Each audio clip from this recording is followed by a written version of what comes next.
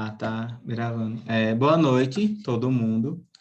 Hoje a gente vai dar início ao nosso terceiro painel temático, que hoje vamos falar sobre territórios, áreas protegidas e conectividade. A gente está com três super participantes aqui, e lembrando que uma parte mais técnica está envolvida também, e a outra parte mais da questão de conhecimentos tradicionais, valorização dos conhecimentos tradicionais nesses territórios. Então, é uma alegria estar com os três, além de todo mundo do GT Bio, né, do Engaja, que está aqui presente como sempre, né? A gente tem que enaltecer os convidados que aceitaram o convite. Tá uma quinta-feira à noite aqui. E só para explicar um pouquinho para os três, para quem não conhece, ou então para quem também está entrando hoje na reunião do GT Bio, esses painéis a gente criou com o intuito de realmente discutir e entender alguns temas que são trabalhados dentro da biodiversidade. Então, a gente conseguiu criar macrotemas, e dentro desses macrotemas a gente vai trabalhar depois os microtemas e todas essas questões envolvidas. E territórios, quando a gente fala em territórios, é bem abrangente mesmo o tema. Conectar os territórios também é uma coisa bem mais abrangente, porque tem a ver tanto com a questão ambiental como a socioambiental, né? Então, é isso. A Clary, hoje, ela vai facilitar o nosso rolê. A Clary pode começar, a Clary, e depois cada um dos três participantes vão se apresentar também. Lembrando que vão ser perguntas direcionadas, e quem tiver dúvidas pode anotar que no final a gente vai abrir a rodinha para que façam perguntas, tirem dúvidas. E no mais, gente, boa noite, e sintam-se em casa, mesmo de longe, que todo mundo sinta-se conectados. Vai que é tua, Clary. Gente, só para explicar que eu tô em dois lugares, assim, porque um é o meu áudio, o meu microfone, né?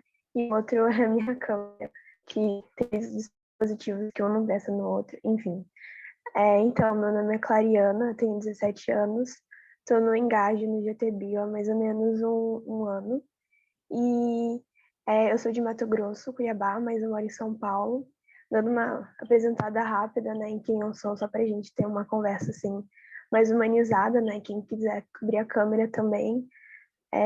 Quem tiver dúvidas pode colocar no chat, sabe? Todo mundo aqui está aprendendo, não precisa ter vergonha de nada. Enfim, eu sou aqui de São Paulo, como eu falei, moro em área urbana, mas eu cresci numa área, assim, mais ou menos rural, né? Então, eu sempre tive esse contato com a terra, com o campo. E agora, na adolescência, né, vem me interessando mais por esse tema. E por isso que eu tô aqui, porque eu me interesso bastante por essa área. Mas estou mais no papel aqui de aprender e de ouvir os convidados, realmente, que tem muita coisa para falar. Eu espero que essa conversa seja bem legal e bem construtiva, né?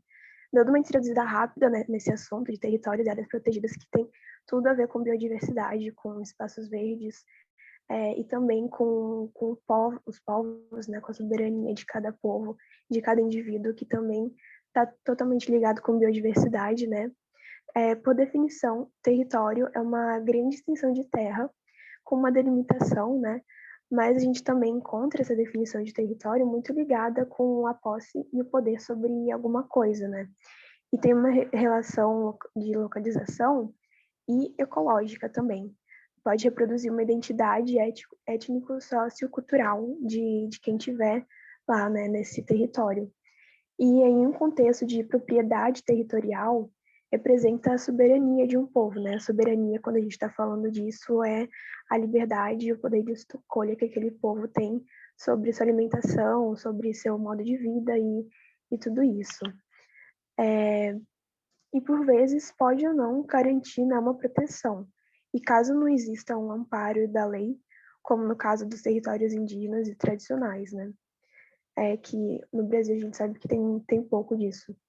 E enquanto isso, as áreas protegidas, ou especialmente as áreas naturais passíveis de proteção, elas, por suas características especiais, né, são chamadas aqui no Brasil de unidades de conservação, as UCs, E são esses territórios que, como o nome diz, né, têm a proteção por causa das suas características, a depender da categoria do uso, e pode possuir valor científico, cultural, educativo, ou até mesmo estético e paisagístico, né, recreativo.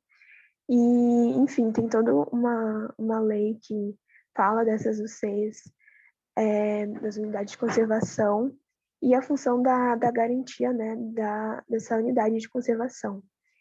E, inevitavelmente, né, uma conversa sobre esse tema exige a reflexão sobre a conectividade, né, sobre a interligação entre esses temas, no sentido mais amplo, em relação aos territórios e às áreas protegidas, que pode ser explicado pela representação que esses espaços têm para a perpetuação da cultura e da espiritualidade também dos povos e de como garantir a restauração ecológica dos fragmentos florestais por meio, por exemplo, dos corredores ecológicos, né? E no Brasil, muitos desses espaços são legalmente protegidos, mas ainda assim ainda existem muitas dificuldades para efetivamente proteger, né, e aumentar a biodiversidade, além da problemática das queimadas e desmatamento, que nesse caso representa a total desconexão de tudo que já foi comentado, né? E é por isso que a gente decidiu fazer essa discussão sobre os territórios, as áreas protegidas e conectividade. E por mais que a legislação seja muito importante, né, compreender também os aspectos culturais e sociais vinculados aos territórios é tão essencial quanto, né? A luta em defesa da biodiversidade que compõe essa área implica a noção de pertencimento por parte do indivíduo e das organizações. E falando em organizações, né, a gente vai pedir para cada convidado se apresentar se faz parte de alguma organização, né, apresentar o que ela faz e o seu trabalho. Enfim, alguém pode começar? Pode ser em ordem alfabética, pela Daisy.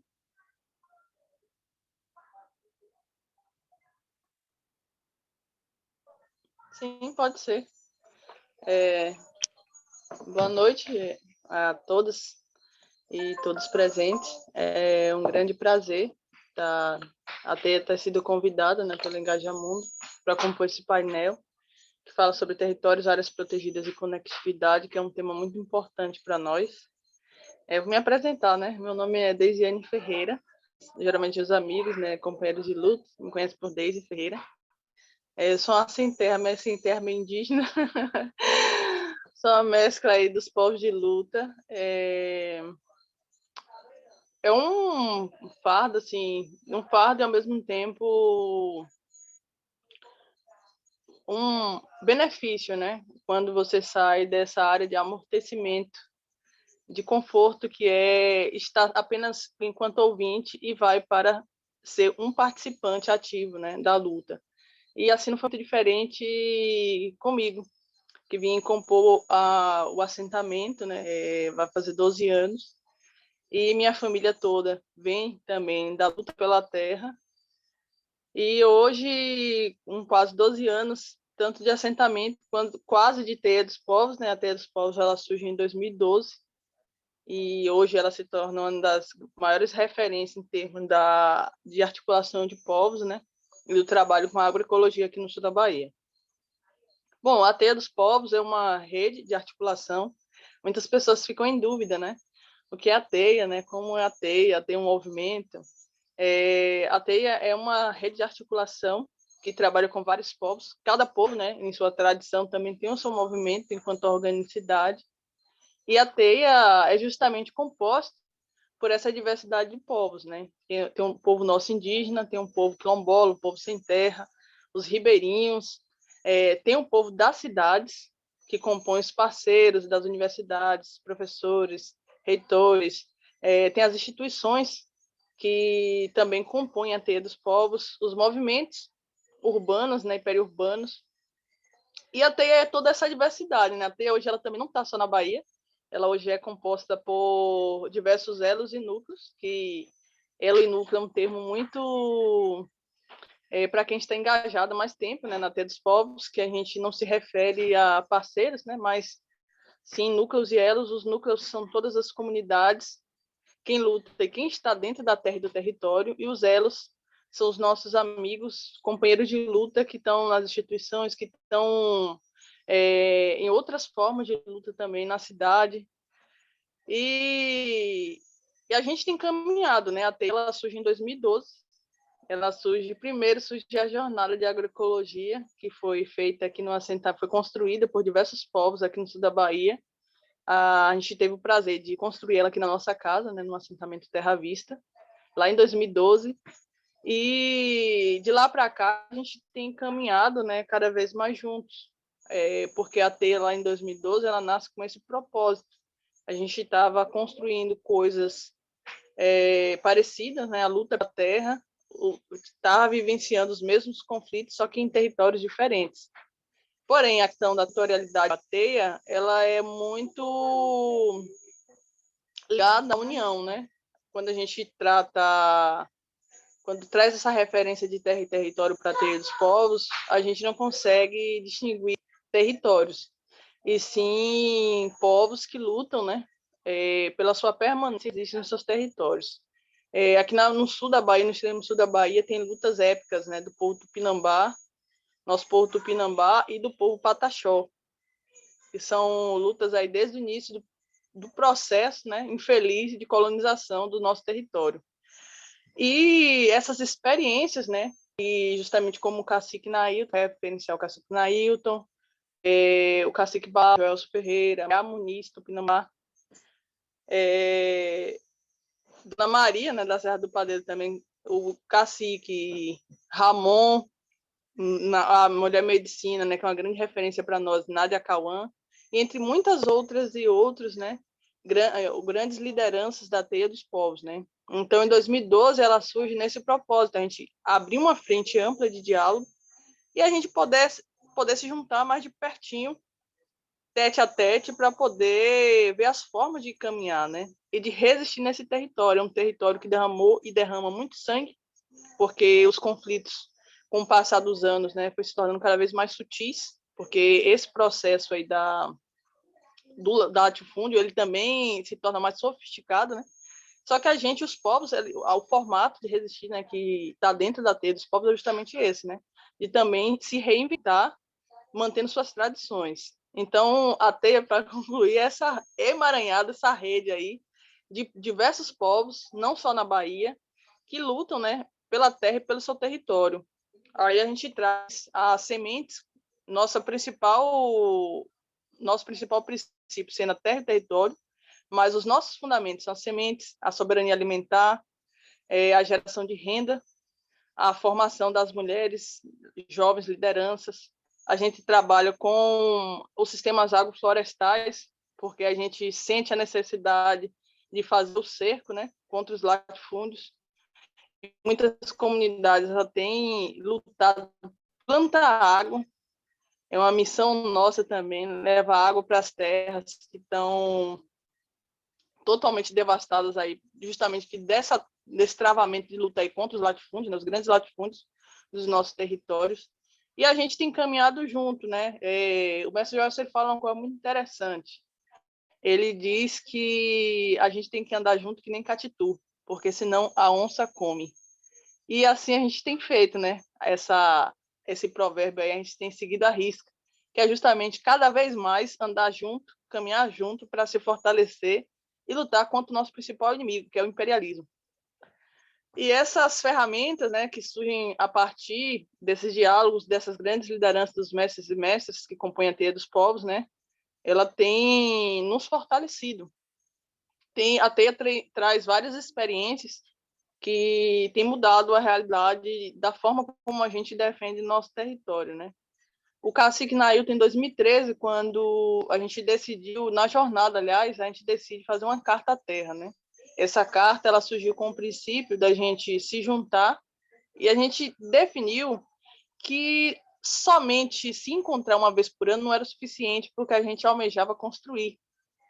A gente estava querendo construir algo maior. Então, em 2012, a gente faz uma carta à terra de união de todos os povos e lá, reunidos 500 pessoas aqui na comunidade, lá no espaço, a gente define que a gente vai começar a caminhar juntos. E em 2013, no seguinte, a gente se encontra aqui na comunidade, no assentamento Terra Viva, e com diversas lideranças presentes, a gente define que a gente vai construir uma rede de articulação, né? Porque a gente precisava dar continuidade à nossa luta dia após dia. E a gente define, o cacique Nailton, lá em 2012, ele levanta um ponto muito pertinente. Ele falou uma coisa assim: a gente, quando faz retomada, a gente organiza a comida. Se a gente for olhar hoje, como que a gente vai organizar a nossa comida? A gente tem condição de organizar a nossa comida agora? O que precisa para a gente organizar a nossa comida? Aí todo mundo ficou em silêncio, né? E logo mais saiu ali no chão, nos desenhos ali, a gente foi fazer um levantamento das nossas sementes. E a gente percebeu que com esse retrocesso, essa entrada aí do agronegócio fortemente no mercado de produção de sementes, a gente perdeu as nossas sementes crioulas nativas, né? Quando a gente foi fazer esse levantamento com nossas comunidades que estavam presentes lá, a gente percebeu que a gente já estava perdendo muitas variedades e que o nosso povo estava na mão do agronegócio, comprando as sementes híbridas, né? Então, a gente deu um grito de alerta lá em 2013 e, no primeiro mutirão que a gente decidiu fazer, que é um mutirão que se chama Teia no Trecho, como é conhecido lá desde 2013, a gente vai para o Cacique Nailton, lá na aldeia Caramuru, Catarina, Paraguaçu, da Baixa Alegre, onde o Cacique Nailton mora, e a gente decide implantar um viveiro, implantar 1 hectare de SAF, com 1 hectare de feijão, e 1 hectare de milho. No ano seguinte, o Nailton vem trazer, né? E essa é a nossa primeira forma de distribuir nossa primeira semente da teia. Traz 2 sacos de feijão crioulo e 2 sacos de milho. E dali em diante a gente nunca mais parou. Aonde a gente vai, a gente não vai só falar, a gente vai levar sementes, porque as sementes crioulas, ela fala mais do que 1000 palavras, né? Porque ela é quem sustenta a barriga, ela é quem garante a permanência das pessoas também no território, o alimento, né? A semente é um fundamento vital para nós da teia dos povos, né? E cada um de nós, onde vai, a gente tem a obrigação de levar nossas sementes, porque só dialoga quem tem algo para apresentar, né? Quem tem algo para levar. A gente nunca, eu acho que é um princípio nosso, a gente nunca vai de mão vazia para uma comunidade falar com os nossos parentes, com os nossos companheiros. A gente sempre vai com a muda, com a semente, levar esperança, também fortalecer os nossos outros parentes, nossos outros companheiros. Então, isso é uma forma da gente também ser solidário entre os nossos irmãos, né, nos territórios. E outra experiência, né, em 2015 a gente começa a aperfeiçoar as sementes. Imaginar que essa semente ela veio lá do sul. Quando a gente percebeu que a gente estava com poucas sementes, o Joelson foi lá no sul na jornada de agroecologia do Paraná e trouxe um pacote, deixa eu ver aqui, menor do que esse aqui. Esse aqui tá grande ainda para o pacote que ele trouxe. E trouxe 2 pacotinhos e deu para os assentados aqui. Ele plantou e deu para um casal também plantar. E o outro companheiro, seu Capixaba. Esse casal é Dona Tereza, né, e seu André, e Capixaba, que é um ancião e um agroecólogo aqui da comunidade, né? E o Joelson também plantou.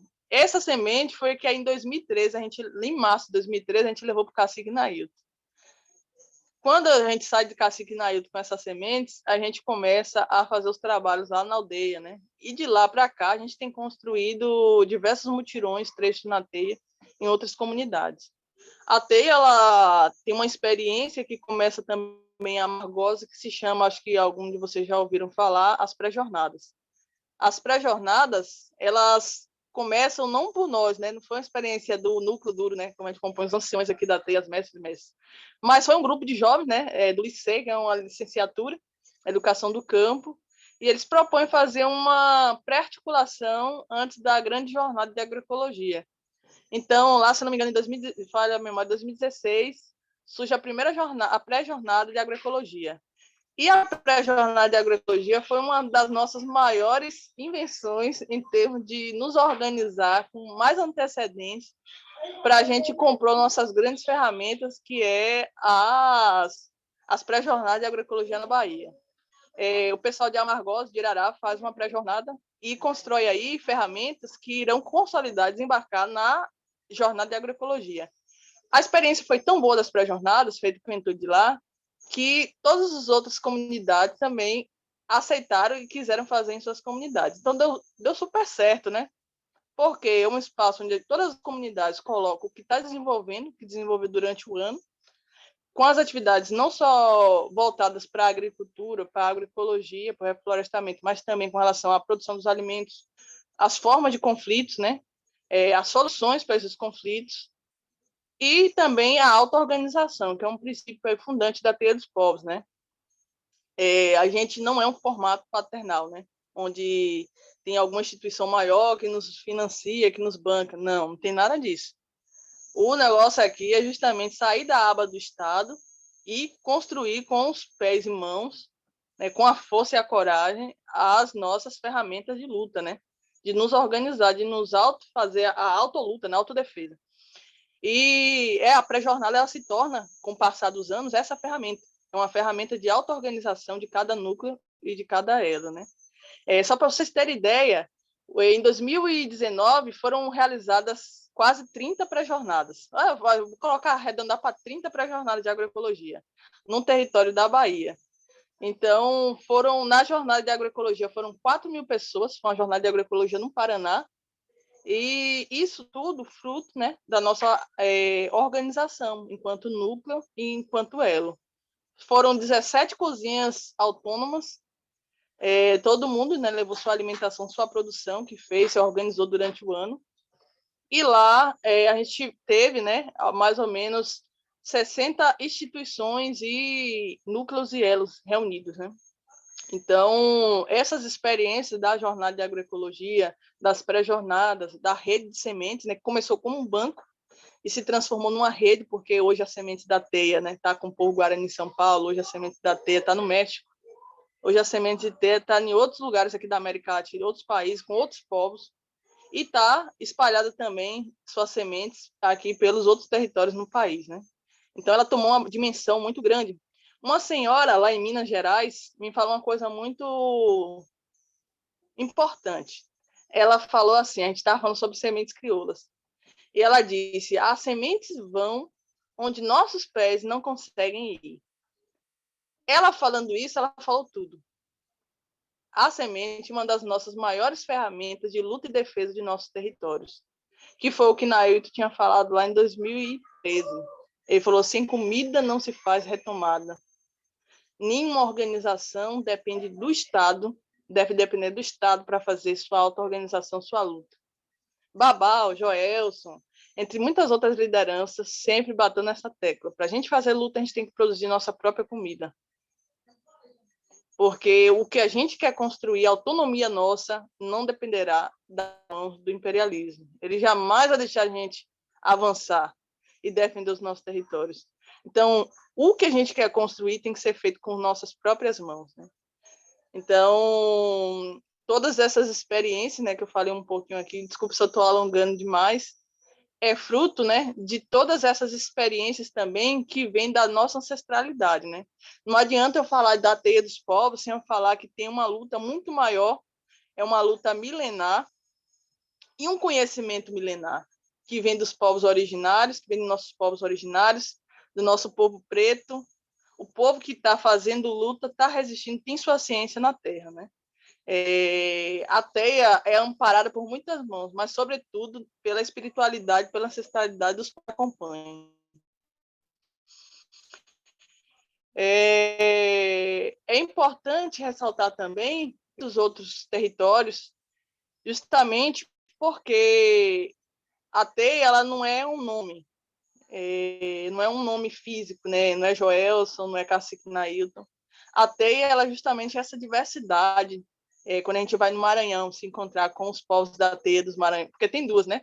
Tem a teia nossa aqui na Bahia e tem a teia do Maranhão, que aí lá tem um povo, nossos parentes de Gamela, os nossos companheiros quilombola, nossos irmãos quilombola lá. Então, é uma rede que, na verdade, se completa, né? Com outras redes que tem aqui nos nossos territórios que fazem luta também secular. Então, é importante, né? Quando a gente fala teia dos povos, a gente vai lembrar que tem muitos nomes, muitos rostos, muitas falas, muita experiência de povos aí que estão lutando. É uma luta secular. E esse conhecimento jamais deverá ser negado enquanto a gente representa esse nome que é a Teia dos Povos, né? A gente sempre quer e traz a referência de todos os outros povos que a compõem. E a importância de cada um, né? Nenhum mais importante que o outro, mas todos importantes nesse processo de luta. Uma experiência também, né, que a gente tem trazido, justamente que eu coloquei lá nas referências da parte que eu atuo na TEIA, sou articuladora da TEIA dos Povos, né? E a gente trabalha com as pré-jornadas, mas também com as formações. As pré-jornadas, ela avançou no processo, que hoje ela não é só um espaço de se reunir, de fazer as rodas, as plenárias. Cada comunidade que constrói não tem instituição que banca a TEIA e a TEIA vai lá e faz pré-jornada. Cada comunidade tem sua autonomia e ela que constrói sua pré-jornada em todos os sentidos.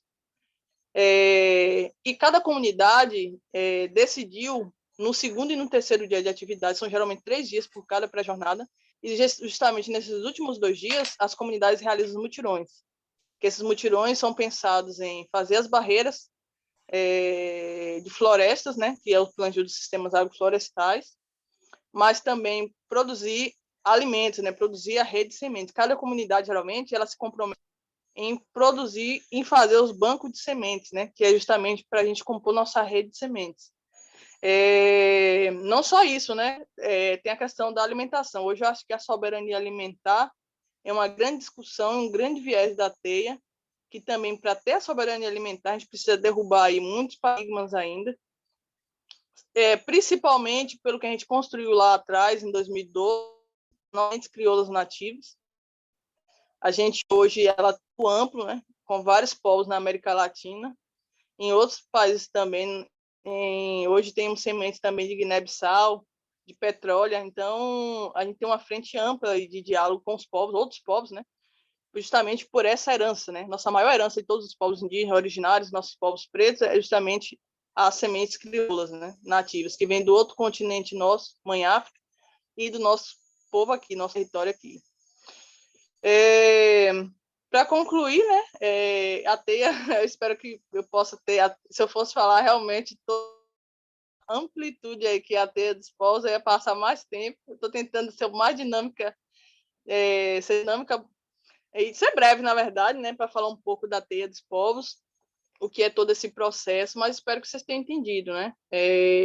Eu acho que é sempre bom a gente se aprofundar mais. Recentemente, né, a gente lançou um livro nosso, falando sobre nossas experiências. Deixa eu fazer a apresentação aqui, que é Por Terra e Território, do nosso mestre Joelson Ferreira e Erasto Felício. Eu espero que vocês possam ter a versão, né, desse livro. Posso estar acompanhando também aqui um pouco de nossas experiências, falando sobre os nossos processos de luta, e também traz uma reflexão muito profunda, né? Ao passar dos anos, a gente tem percebido no movimento indígena, no movimento dos pequenos pescadores ribeirinhos, a gente tem percebido que o conteúdo escrito falando sobre nós com as nossas falas e trazendo, de fato, a nossa realidade, né? Sem muito academicismo. E esse livro, entre muitos outros livros, né, tem o David Kopenawa, o Francisco Pinhaco, né, e muitos outros escritores que também, como o Joelson Ferreira e o Erasto Felício, têm trazido grandes referências da literatura indígena, literatura preta, para dentro, né, dos nossos movimentos, para dentro da Teia dos Povos, né? Isso tem surtido muito efeito, na verdade, né? Porque é uma reflexão profunda nossa. O movimento também Reage ao Será Morta, tem várias literaturas aí lançadas atualmente, que é muito bom também, uma grande referência aí falar sobre o movimento preto no nosso país, principalmente no nosso território nordeste, que é um movimento onde tem grande influência de lutas do povo preto e do povo indígena. E essas referências, né, a gente tem trazido reflexões mais aprofundadas justamente sobre isso. Por que ainda esse retrocesso ao falar de nós para nós, né? Claro que a gente sabe que tem vários viés aí que faz também a gente ter ocasionado, né? Porque o nosso povo, tanto o povo preto como o povo indígena, é o povo da oralidade. Só que não nos confunda, né? Não é porque a gente é da oralidade que a gente não vai estar lançando nossa literatura e falando de nós para nós, né? Então, esse cerco também, essa muralha, essa cerca, né, está sendo aos poucos derrubada e a gente tem conseguido mostrar para o mundo, né, a nossa literatura, falando sobre o nosso povo, para o nosso povo, né, e para todo mundo que também queira conhecer e derrubar essa cerca do preconceito, né, da ignorância e do ódio, né, contra os nossos povos, porque quando a gente está na terra, no território, a gente não é dono, né, a gente está convivendo e cuidando. E isso precisa ser desmistificado, né, para a sociedade. Então, ainda é um grande paradigma aí, por território. A luta por terra e território, ela é infinita, né? Enquanto tiver vida, tiver o sopro da vida, a gente vai estar lutando por nossa terra e território. Então, gente, eu acho que é um pouco isso, né? Esses três contextos sobre a teia dos povos. Eu espero que dê para criar, né? O que é a teia dos povos. Com certeza, foi ótimo já começar com essa fala, tanto sobre a teia quanto sobre vocês, sobre as experiências, né, que tem dentro da teia. É muito legal mesmo. Vamos continuar as apresentações, né? Quem quer falar agora?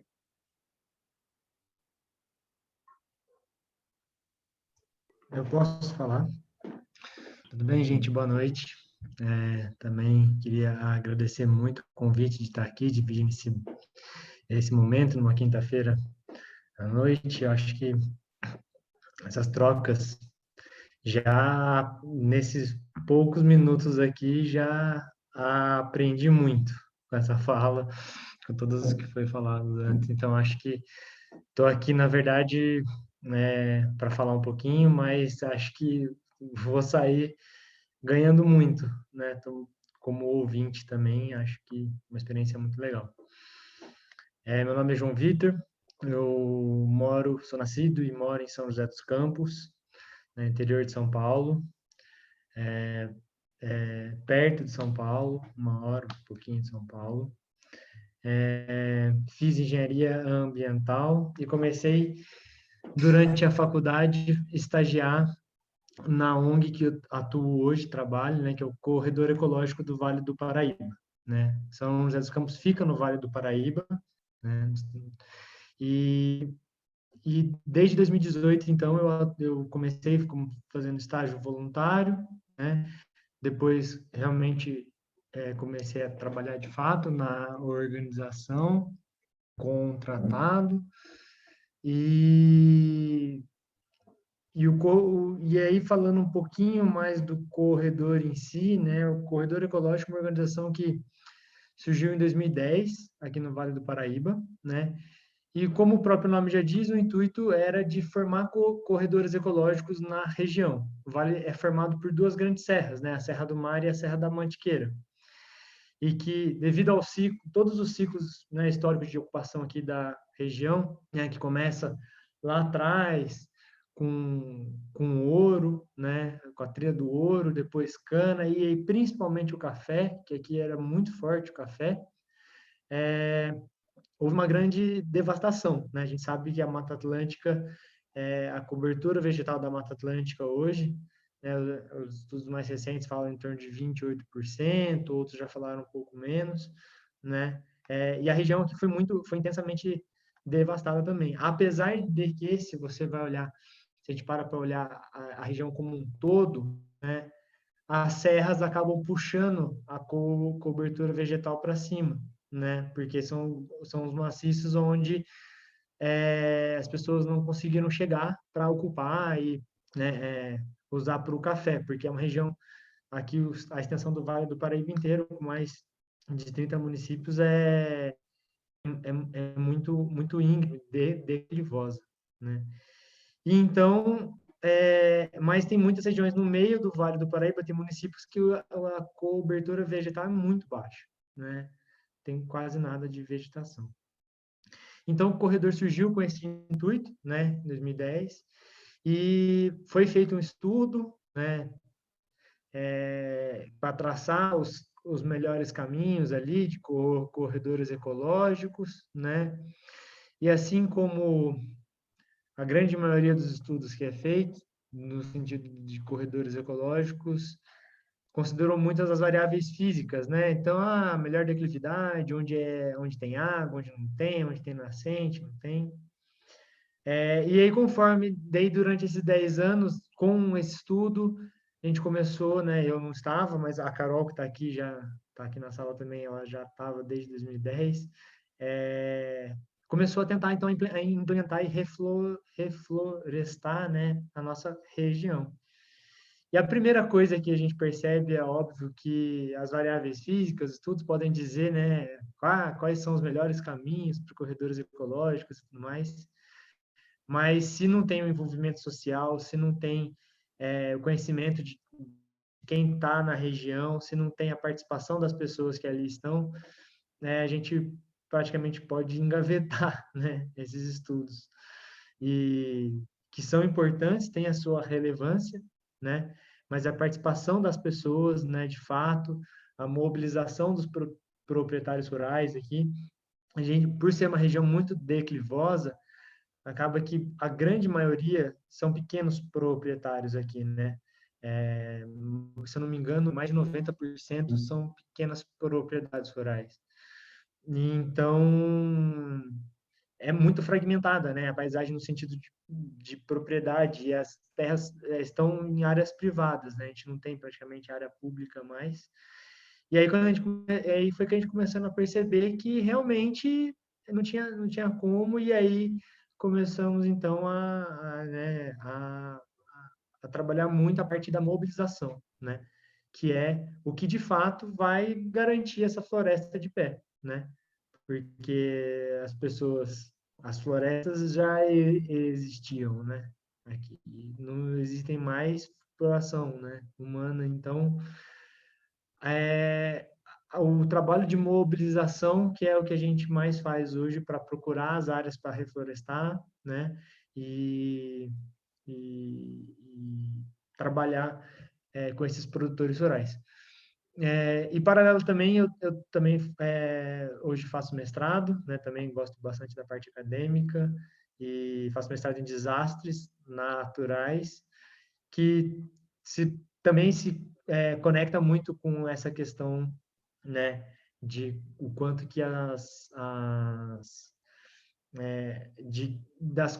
de um grande ciclo de eventos, consequências que levam a culmina em um desastre, né? Que não uma coisa que eu fico muito bravo é quando eu vejo uma TV, por exemplo, chuva causa desastre, né? Não é a chuva, né? Na verdade, foram diversas ações durante um bom tempo que levaram a ocasiões, ignorar muitos saberes, né, que leva a esse evento, enfim.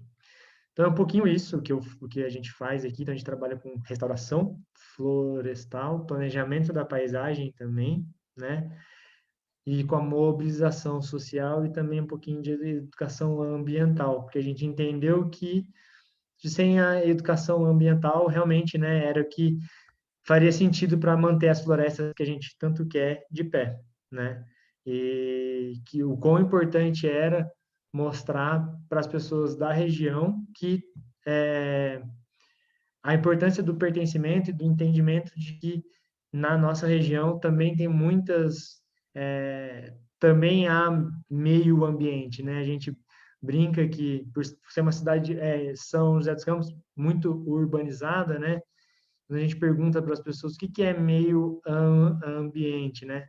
Às vezes, a primeira coisa, eles olham para fora e pensam em alguma coisa verde, né? Essa fala eu tô roubando da Carol até daqui, que ela sempre fala isso.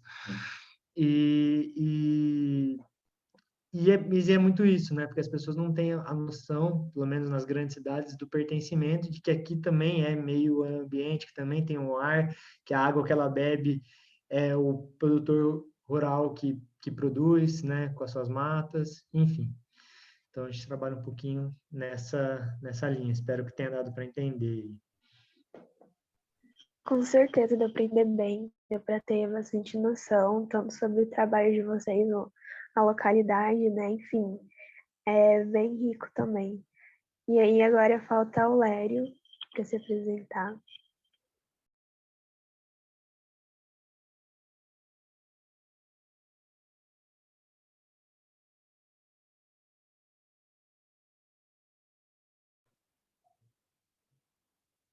Lério tá sem o áudio, não sei se você está falando. O microfone está desligado.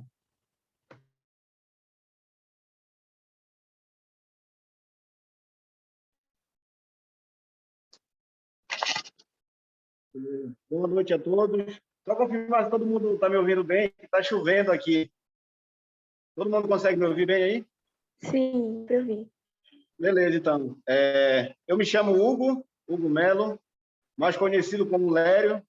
Sou um jovem sonhador que busca e sonha com um futuro melhor para nossas comunidades quilombolas, não só para nossas comunidades quilombolas, mas para todo o nosso povo, aqueles que a gente consegue transmitir uma mensagem, né? Quero dizer que sou morador nativo de um quilombo, de uma comunidade, como a gente chama diariamente, né?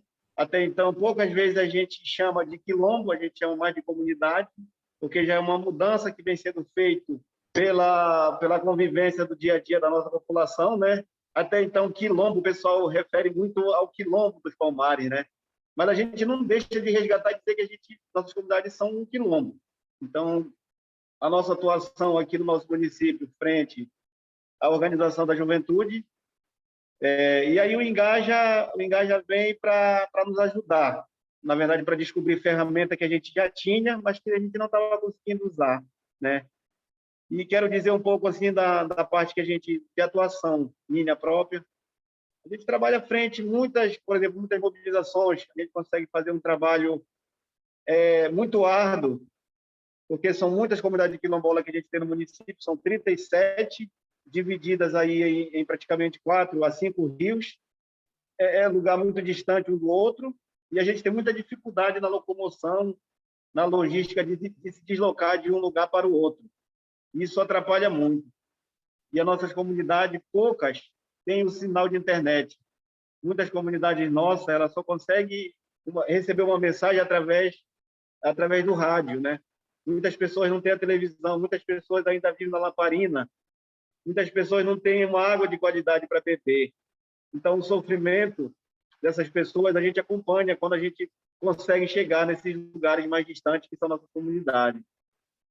Mas quero lembrar e dizer da referência do nosso município em relação à luta do nosso povo negro, não só do nosso município, mas do nosso estado, né? Do estado do Pará. O movimento negro, o movimento quilombola, a gente até então sente orgulho quando a gente vai contar a nossa história para qualquer pessoa, né? Porque o nosso movimento quilombola, no município de Uruguaiana, ele tem história. E essa história a gente vem acompanhando enquanto juventude pelos nossos ancestrais. Então, é isso que a cada dia nos fortalece e a gente se sente mais motivado de buscar, de se capacitar para que a gente possa defender as causas que nossos ancestrais sempre lutaram. E hoje o resultado está vindo aos poucos. E a gente não pode deixar essa luta acabar. Então, a geografia do nosso território é uma geografia muito complicada para a gente ter contato com as pessoas, ter contato com... Por quê? Porque são muito distantes as comunidades da sede do município. É muito distante e isso atrapalha muito para que a gente possa, hoje, se organizar, né? Até então, antigamente, que as coisas eram muito mais atrasadas, hoje a gente já conseguiu acompanhar um pouco da evolução, mas a gente ainda tem muito esse tipo de dificuldade.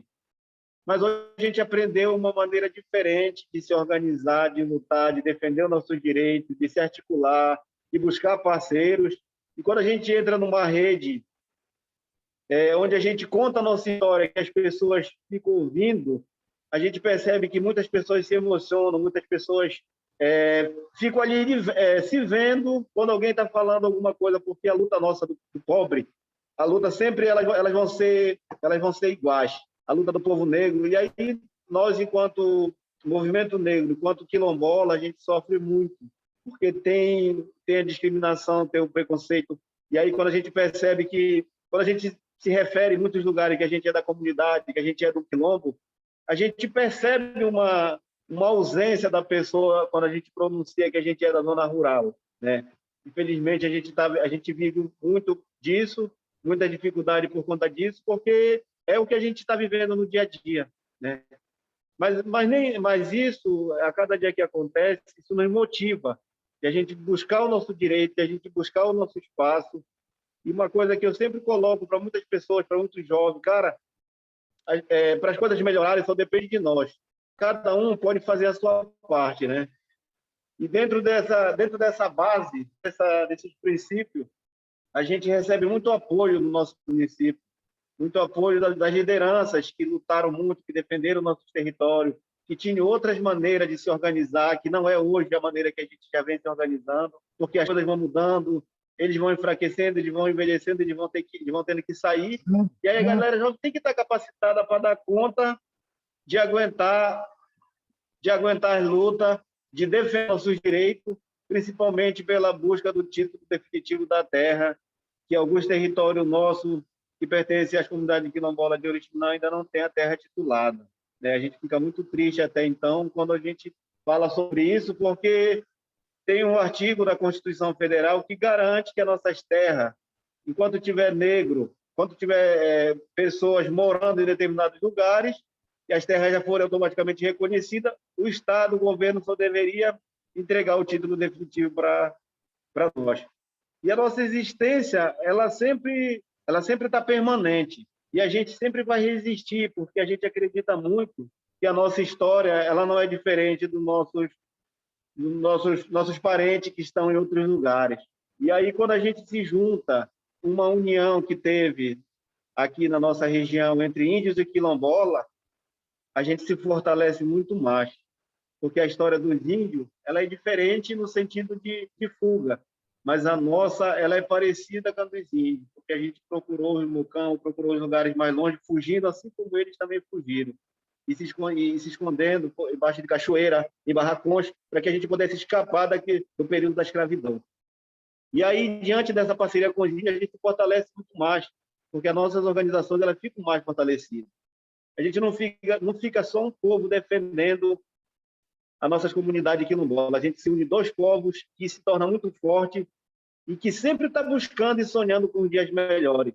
E aí, quando a gente faz essa busca, a gente vai perceber que a principal defesa é a gente ter a nossa terra segura, onde a gente possa ter um documento, onde a gente possa ter um lugar para morar, ter um lugar para viver, ter um lugar para plantar, onde a gente possa ter educação de qualidade, onde a gente possa ter saúde chegando na nossa população.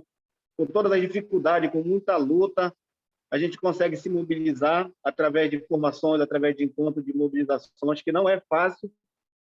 Frente às organizações que ajudam a gente consegue fazer essa conexão e vem conseguindo avançar um pouco hoje no sistema de comunicação em alguns lugares, para que a gente possa alavancar, para que a gente possa se comunicar sempre que preciso, para que a gente possa programar as nossas ações dentro das possibilidades, sempre em busca dos nossos direitos, tanto para os quilombolas quanto para os indígenas, né? E aí, muitas das vezes, a gente tem que se destacar, a gente tem que sair da comunidade, do quilombo, a gente tem que sair do nosso quilombo para a gente vir para a cidade, porque o nosso quilombo, eles só apresentam a educação no quilombo, nas comunidades, até o 9º ano, até quando termina o fundamental, não tem mais o ensino médio na comunidade. Aí aqueles alunos, aqueles jovens, aquelas pessoas que sonham de buscar uma formação, de continuar estudando, a gente tem que sair da comunidade, ir para a cidade. Muitos vêm para a cidade, os pais buscam lá a agricultura, fazem agricultura, trabalham lá para manter o filho na cidade, mas muitos não aguentam porque a rotina na cidade é diferente, né? E aí muitos desistem, mas muitos seguem. E aí, quando a gente sai do quilombo, a gente percebe que, aos poucos, a gente vai perdendo um pouco da nossa ancestralidade, da nossa cultura, do jeito de viver, porque muda. No quilombo é o paraíso, como a gente chama, e na cidade é simplesmente uma correria do dia a dia, né?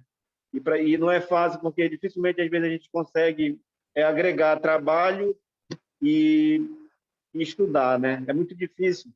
Então, muitos vêm de menor para a cidade, às vezes a família não tem condições de manter, tem que ir para a casa de alguém de família. São dificuldades essas que a gente encontra, né, nesse momento de articulação, a qual a gente pode se organizar e se articular melhor, né?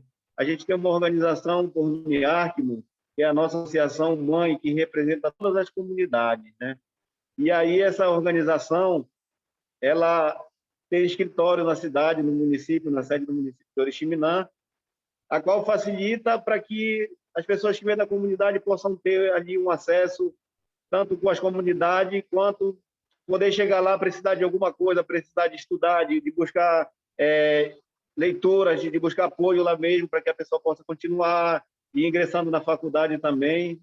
É uma casa que a gente tem, e a nossa organização, é através dela que a gente conseguiu muitas coisas hoje, e tem um reconhecimento hoje muito forte no Brasil, né? Então, eu acho que inicialmente é um pouco disso, mas acho que basicamente a gente trabalha muito essa questão do jovem, por exemplo, hoje, muito preocupado porque a cada dia que a gente manifesta uma organização jovem, a gente percebe muitas pessoas negativando, na verdade, não querendo ajudar, porque acha que o jovem não dá conta, porque acha que o jovem não vai ter responsabilidade. E aí, quando a gente se junta um grupo de jovens, a gente percebe que ali a gente tem várias pessoas que só precisam de uma oportunidade. A gente tem várias pessoas que não têm um reconhecimento. A gente tem várias pessoas dentro do grupo, por exemplo, que nunca pegou um microfone para usar a palavra e pronunciar seu nome na frente de muitas pessoas. Aí, com o tempo que a gente vai adaptando as coisas, buscando as formações, a gente percebe que a gente vai criando um ciclo de criação de liderança dentro desse grupo. E aí eu acho que, por exemplo, a nossa luta ela é focada muito nisso, por exemplo, na música. Hoje a gente manifestou uma ação, né, no município de Santarém, frente ao Ministério Público, frente ao INCRA, frente ao IBAMA, reivindicando nossos direitos, de uma maneira diferente. A gente buscou a música, a gente criou e compôs uma música, começamos a cantar lá, onde a letra dessa música dizia que a gente queria que o INCRA regularizasse as nossas terras, né? Então, isso chamou muita atenção, porque a gente foi voltado um olhar, porque esse grupo de jovens, porque essas pessoas estão buscando o seu direito, manifestando através de música e não de baderna. Porque até então a reivindicação do direito, o pessoal só espera que a gente vai ser feito baderna, né? Que vai ser feito baderna, que não vai ser feito de uma maneira diferente. Então a gente se apresentou dessa maneira, buscando o nosso direito através da música, e é maneira diferente. A gente vai aprendendo quando a gente tem ferramenta, quando a gente tem parceiros, que a gente consegue trocar uma ideia diferente, e é muito importante para que a gente possa se fortalecer. Eu acho que a gente se fortalece quando a gente entra numa rede de pessoas que estão onde a gente tem oportunidade, né? Na verdade, essa é a palavra que eu digo que o jovem hoje, muitos jovens precisam. E muitos não têm, muitos se perdem porque não tem aquela oportunidade. E aí, quando a gente consegue ver o valor do lugar que a gente mora, do município que a gente mora, a gente consegue ter a noção do quanto é importante a gente estar ali, do quanto é importante eu falar da minha comunidade, do quanto é importante eu falar do meu quilombo, o quanto eu tenho que defender o meu município, o meu estado. Mas quais são os meus direitos, né? Quais são os meus deveres? Onde que a gente avançou? Onde que a gente deixou de avançar? O que que a gente precisa buscar, né? Então, a luta do nosso município em relação a essa questão, por exemplo, educação, é uma coisa que a gente está sempre muito cobrando, por exemplo, está sempre buscando melhorias para que tenha esse ensino médio na nossa comunidade, para que facilite, onde o nosso povo não tenha que sair, os jovens não tenham que sair da comunidade para vir para a cidade, porque é muito difícil.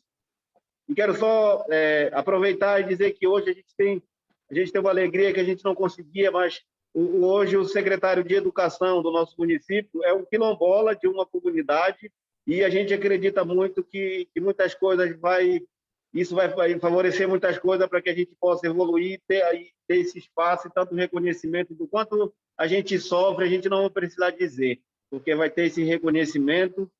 E a gente acredita que, para a gente ter um dia melhor amanhã, a gente tem que fazer hoje. A gente não tem que dormir e esperar. A gente tem que fazer, construir.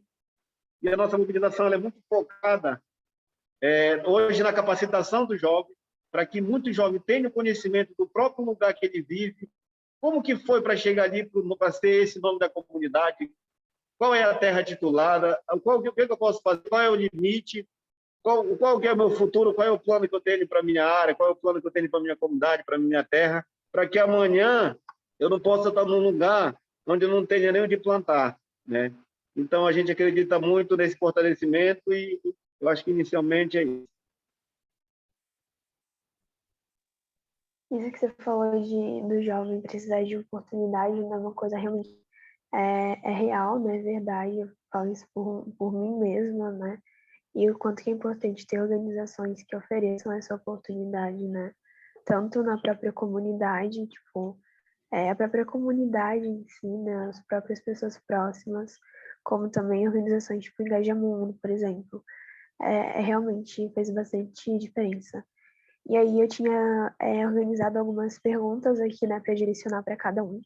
Mas a primeira pergunta eu acho que já foi, tipo, total respondida, que eu ia perguntar sobre o que são territórios na visão de vocês, né, e o que tem a ver com biodiversidade e com a vida de cada um, que já foi bem respondida. E também pela questão do tempo, né, eu já vou passar para a próxima pergunta, que é sobre uma problemática, né, duas problemáticas, na verdade, que sobre o uso de terra, né, aqui no Brasil, é a questão da grilagem, que sempre vem atrelado ao desmatamento, né, e as queimadas dos latifúndios, enfim. E, além disso, outros problemas sempre estão ou estarão presentes nesse conflito por territórios, né. E ainda assim, pouca gente fala desse problema e da importância das lutas territoriais, né? Pouca gente sabe desse conhecimento que vocês trouxeram, concordam com as falas de vocês, enfim, ainda tem muita estigmatização. E aí, né, são duas perguntas dentro de uma. Da onde que vem esses conflitos, né? Por que a gente ainda precisa lutar bastante por terra, por território, por áreas protegidas?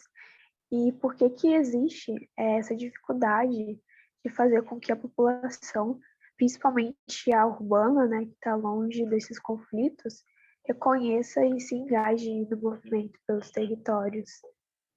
Daí eu tinha meio que pensado, né, que daria para ser a Daisy e o Lério a responderem. Daí vocês podem ver quem quer falar primeiro e tentar ser breve também. Eu sei que é bastante coisa para falar, mas, enfim, para a gente poder ter um debate bem amplo, né?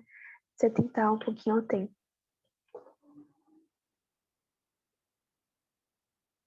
Então, vamos lá, né? Só queria dizer rapidinho, né, que eu estou usando aqui a máscara por motivo de segurança não minha, né? Mas de algumas pessoas que estão circulando aqui no local que eu estou. E também está chovendo muito aqui. Então, esses conflitos, né? De onde vem esses conflitos? Os nossos territórios, eles são territórios que eles são tem muita riqueza. Eles têm muita riqueza em todos os sentidos, né? E aí, quando a gente recebe pessoas na nossas comunidades, cada pessoa que vem no nosso quilombo, no nosso território, por fazer alguma coisa, tem entrado muita gente para fazer pesquisa nas nossas terras, né? E aí o que acontece? É feito olhares muito ambiciosos para cima das nossas terras, para cima do nosso território. Então a gente acredita muito que a partir daí a gente começa a ter conflito, porque essas pessoas geralmente eles ficam em alguns lugares nas comunidades, dentro do nosso território, né? E aí começa a colocar ideia na cabeça, né, das pessoas. E aí a gente tem muito problema depois. Os grandes projetos, as empresas, a gente tem muita dificuldade, por exemplo, que aí a gente acaba perdendo muita coisa dentro da nossa comunidade pela rotina de vida do dia a dia, ela acaba sendo modificada por esses grandes projetos, né? Então, esses conflitos, a gente percebe que ele vem um pouco disso, a partir do momento que a gente perde um certo número de pessoas que saem do quilombo, que vai para outro lugar, que vai para a cidade, que vai em busca de emprego, que não tem no quilombo, a gente começa a ter um pouco de conflito, porque essas pessoas eles voltam, às vezes, para a comunidade com outra ideia. Eles voltam para o quilombo com outra ideia, né?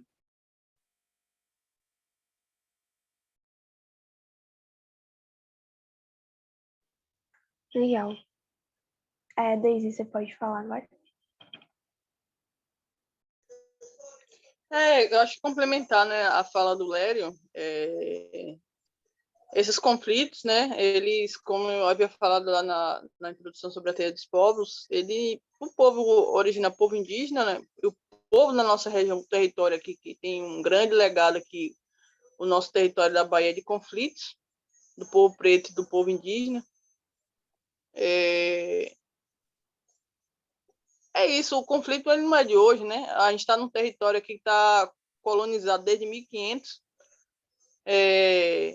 E esse processo de luta nos territórios é um processo violento de enfrentamento, né? Como eu havia dito, a grilagem, o latifúndio está se sofisticando, né? Porque o capitalismo, na verdade, está se reinventando, né? O capitalismo, como o Mestre Wilson fala, ele não constrói nada, ele só usurpa e destrói, né? E a grande bola da vez, infelizmente, é todo o nosso povo, né? Sempre foi, e como a gente tem ouro, não é o ouro que o homem visa, né? Mas ele quer transformar o nosso território em barganha, né?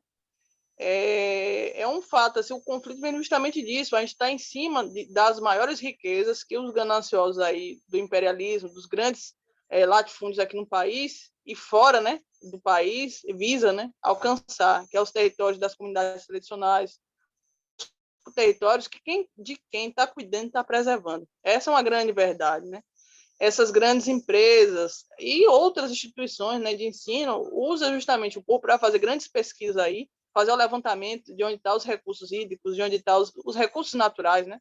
De onde estão os principais tipos de minério. No nosso território da Bahia, dentro das comunidades tradicionais, dos assentamentos, dos outros movimentos, como SETA e MLT, não é diferente. Recentemente, agora, o povo tupinambá da aldeia Igaia, lá em Olivença, eles estão com a reintegração de posse, né? O povo, a gente sempre está em luta e não é diferente esse formato de conflito agora. Recentemente, uma empresa de Portugal, um grande conglomerado aí imobiliário, estava negociando com o Estado as terras do povo indígena, né, do Tupinambá de Olivença, pelas costas dele, né, justamente para evitar grandes conflitos lá no território. Só que o povo descobriu, né, graças ao Tupã, e o povo nosso foi para frente, foi para a luta e impediu aí esse grande desastre que ia ser o Estado vender nossa terra, roubar nossa terra para entregar para os portugueses mais uma vez.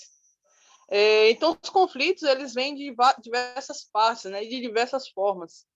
Não é só invadindo, mas cooptando, mas matando, principalmente matando.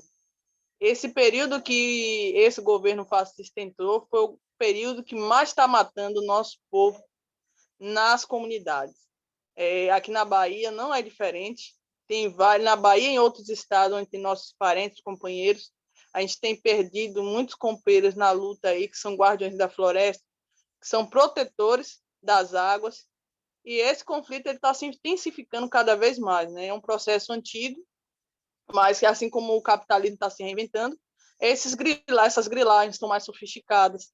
Pô, a gente sabe, né, que os ministérios aí, a lei é favorista, né? É totalmente legalista e entreguista, contra nós e a favor aí dos grandes latifundiários, prova isso as grandes bancadas lá no Congresso e no Senado, deslegitimando a luta do nosso povo, de todos os povos que lutam por terra e território. E outra pergunta, né, que é justamente a dificuldade da população, principalmente urbana, é um trabalho que a TEI ela tem trabalhado arduamente, né? Como eu havia dito, a gente está com os elos, né? Que são justamente núcleos de pessoas e pessoas que estão deterioradas, sem terra, né? Sem terra no sentido de estarem no território urbano, mas não se engajarem em nenhum formato de luta. E com esse retrocesso aí das políticas, com esse retrocesso da garantia pelo próprio alimento, uma garantia básica, que é o direito a comer e beber, sendo negado nos grandes centros, nas grandes metrópoles, aí o povo tem voltado para a terra. Só que dessa vez é diferente. Como o povo teve que ir para a zona urbana, para os grandes centros, agora está tendo uma marcha reversa. O povo está precisando voltar, porque está se estendendo aí um grande ciclo de migração das populações para a parte rural, justamente por não ter comida, nenhum acesso à água. A gente já não tinha, né? Hoje mostra aí os dados, está comprovado que a maior população dos presídios é o nosso povo que migrou, que migrou para os grandes centros urbanos. Lá tem netos, tataranetos, lá tem pais de família que migram da zona rural para a zona urbana e são analisados, indo para os grandes centros de detenção aí, os grandes presídios das metrópoles, né? O nosso povo na cidade, uma grande parte do nosso povo está lá, né? Sendo moradores dos grandes centros de detenções aí. E o nosso povo periférico também tem sofrido muito, né?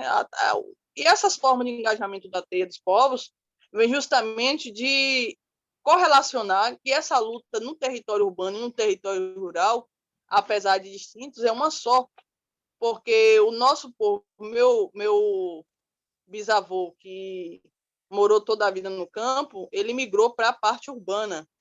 Ele foi obrigado por um grande processo de expulsão e da perda de direitos dos seus territórios. Esses filhos, netos, os que não foram mortos, porque há um grande processo aí em curso aí, a gente sabe que na nossa sociedade é um grande processo de extermínio da juventude, não é de hoje, mas tem muita gente voltando. E o povo que está na cidade está tendo esse entendimento que a gente está precisando, há uma real necessidade de dialogar e abrir uma frente de auto-organização desses povos que estão lutando na parte urbana também. Seja ele o povo periférico, seja ele o povo indígena não aldeado, que está nos grandes centros urbanos também. Quem está tendo o entendimento, que não está em nenhum desses movimentos, mas tem o entendimento que a gente precisa mudar a realidade, de como a gente contextualiza. Quem se alimenta na cidade come a comida do campo. Um grande exemplo aí é as pessoas que bebem água em Salvador estão bebendo a água que vem da Chapada Diamantina, um dos grandes berços aí de água do nosso estado. Muita gente não sabe, tem essa desinformação. Mas imagine como está correlacionado a luta do povo Paiaiala na Chapada e do povo quilombola pela terra para a garantia das águas de lá e a dependência do nosso povo nos grandes centros urbanos como Salvador, onde tem mais de 1 milhão de habitantes, necessitam de água com urgência, porque daqui para frente a tendência é a gente ter menos vazão de água justamente pelos grandes latifúndios que há lá na Chapada Diamantina. Então, se a gente percebe que o campo e cidade eles necessitam um do outro, e o nosso povo, o povo trabalhador, o povo que é da classe trabalhadora, o povo que está sendo marginalizado nos grandes centros urbanos, tem esse conhecimento, a gente consegue fazer um formato de luta, a união para lutar pelos nossos direitos, pelo direito ao território, né? Que aí já não se trata só de território rural, território na floresta, no cerrado, é o território como um todo, né? A gente está dentro de um território que é o território de luta. Então, a TEA ela tem esse entendimento, né?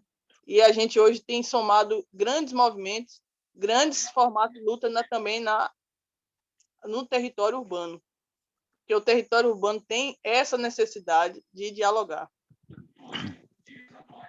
Não é necessidade, a única opção é dialogar entre o campo e a cidade, para a gente se manter vivo. Quem está na parte rural, quem está na floresta, quem está em suas comunidades e quem está nos grandes centros.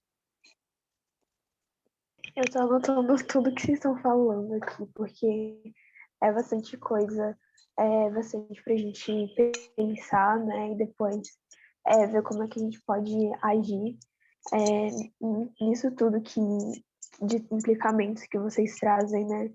Tanto dessa questão do território, né? Da luta pelo território, pela diversidade que existe naquele local, quanto a questão social da marginalização das pessoas sem terras aqui na área urbana, enfim, tudo muito interligado, né? E aí eu queria perguntar, primeiramente, pro João Vitor, né? E depois para a Deise também.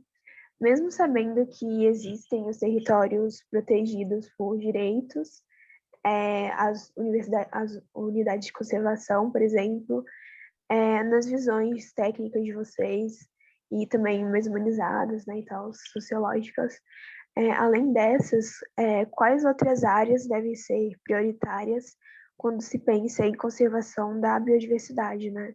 Toda a área é passiva de conservação ou a gente precisa definir bem o que precisa conservar ou não. Legal. Eu acho que essa pergunta tem muita relação com o que a Deise acabou de falar, né? A gente precisa dialogar, a gente precisa entender que há uma interdependência, há um sistema, né? Que nós somos um planeta sistêmico, né? Que não existe eu posso fazer aqui tal coisa sem pensar no impacto que isso pode ter em outras regiões, né? A gente está totalmente interligado, né? Então, todas as áreas são, né, ao meu ver, são importantes para a conservação, né? No sentido, principalmente de entender que a gente, óbvio, tem as atividades humanas, tem os usos antrópicos, mas eles não podem ser feitos de qualquer maneira, sem pensar nas suas consequências, desde o meu vizinho, exatamente do lado, até a muitos quilômetros, né, de distância. A gente no corredor ecológico, né, a gente trabalha muito com o conceito de paisagem, né? E a paisagem, primeiro momento que a gente pensa, né? A gente pensa muito na paisagem de beleza cênica, né? De ser bonito para os olhos, aquilo que a gente vê, né? Mas o que não está errado também, né? Mas a paisagem também é onde as relações horizontais ali acontecem, né? Então, todas as nossas ações, de certa forma, estão relacionadas, né? Então, é óbvio que teriam regiões, né, que, como você mesmo falou, no olhar técnico, talvez são regiões que, né, pensando em espécies, proteção de espécies, proteção de água, enfim, podem ser mais sensíveis, né? Mas a conexão entre tudo isso é muito importante, né? A gente no corredor, e a conexão não só física, mas também de ideias, de pessoas, de tudo, né? De tudo que a gente faz, né? Na verdade. Então, a gente no corredor também fala muito da conexão, né, de corredores ecológicos, não só corredores ecológicos como a gente pensa, né, de um fragmento com o outro, aquela mata, né? Até porque essa ideia, né, de que a gente tem que o bicho só vai andar ali, que surgiu, né, com o corredor ecológico, essa ideia, né? A gente sabe que os seres transitam em todas as partes da paisagem, né? Então, é muito importante conectar e considerar tudo, né? Eu acho, não tem como a gente achar que só tem um lugar que é mais importante ou menos importante, né? Acho que essa é uma visão muito hierárquica, né, de importância. Total, eu, tipo, nem tenho nenhuma visão técnica, mas eu concordo muito com isso. Se alguém quiser complementar, né, pode complementar, ou então eu já passo para a próxima pergunta. Queria rapidinho só complementar aí a segunda pergunta, né? A questão da dificuldade da população da zona urbana, né? Na nossa atuação, né? Nossos ancestrais, eles eram muito preocupados com o nosso local de moradia, né? Com a nossa terra, com o nosso local próprio. Como é muito afastado da cidade, eles eram muito preocupados no local que eles estavam no dia a dia. E aí, o que acontece? Muitas pessoas que moram na sede do município, na cidade, elas não têm conhecimento como é a vivência na comunidade, né? Então, as informações que chegam através de rádio nessas comunidades que são muito longe, que não têm um sistema de internet, que muitas pessoas não têm televisão nas suas casas, elas só recebem a notícia da cidade, mas elas não dão a resposta para que a cidade possa conhecer. Mas aí a gente dá a resposta através de quê? Do alimento, a gente dá a resposta através de várias coisas. E aí a gente, por exemplo, é uma das mobilizações que a gente fez muito, a gente vem fazendo muito, é deixar de realizar nossos eventos na comunidade, por exemplo, eventos que a gente faz Um deles, por exemplo, é a Consciência Negra, né? No dia 20 de novembro, que a gente acostumava, a gente gosta muito, sempre manifesta na comunidade, no quilombo, e a gente começou a trabalhar a ideia, pessoal, vamos manifestar esse dia na cidade, para que a população que mora lá realmente ele reconheça um pouco da nossa história através desse.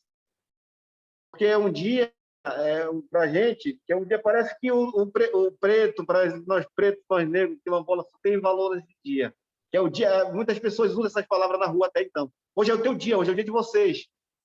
Então, parece uma das datas, por exemplo, momento histórico a qual a gente tem força e vontade de manifestar isso dentro da cidade, porque a gente ganha espaço, porque as matérias, as mídias, ela é voltada um pouco para essa população.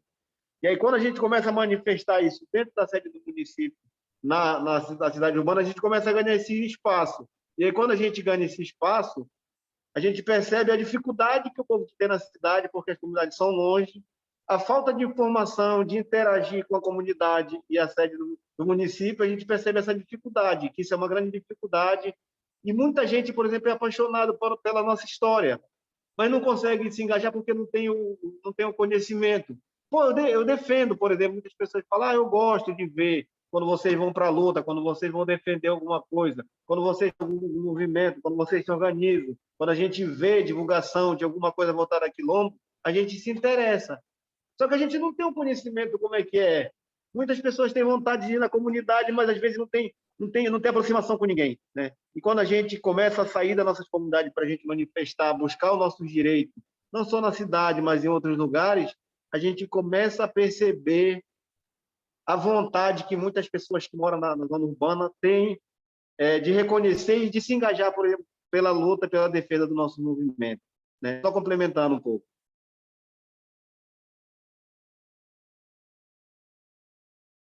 Acho que agregou bastante visão, que pelo menos eu não tinha tanto, né, sobre essa questão, porque normalmente eu vejo, né, o pessoal da área urbana tendo ainda muitos estigmas, né, em relação a isso, e realmente às vezes eu nem penso que apenas falta informação, né, para essa pessoa que normalmente tá longe, diretamente falando, né, do campo, mas que está conectado mesmo assim diretamente, né, por meio da alimentação, da água, e dessas implicações, né. E aí também, sabendo que a gente tem boas leis, né, em relação a outros países, aqui no Brasil, por exemplo, a nossa Constituição, que é elogiada, né, por outros países,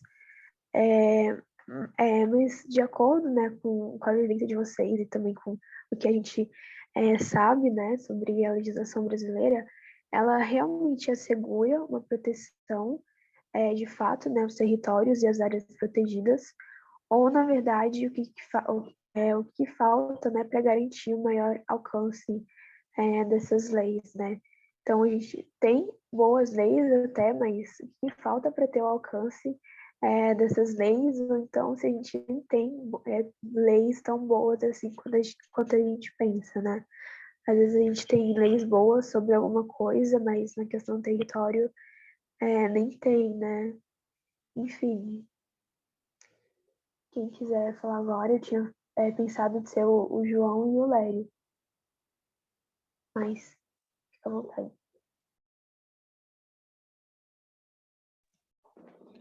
Bom,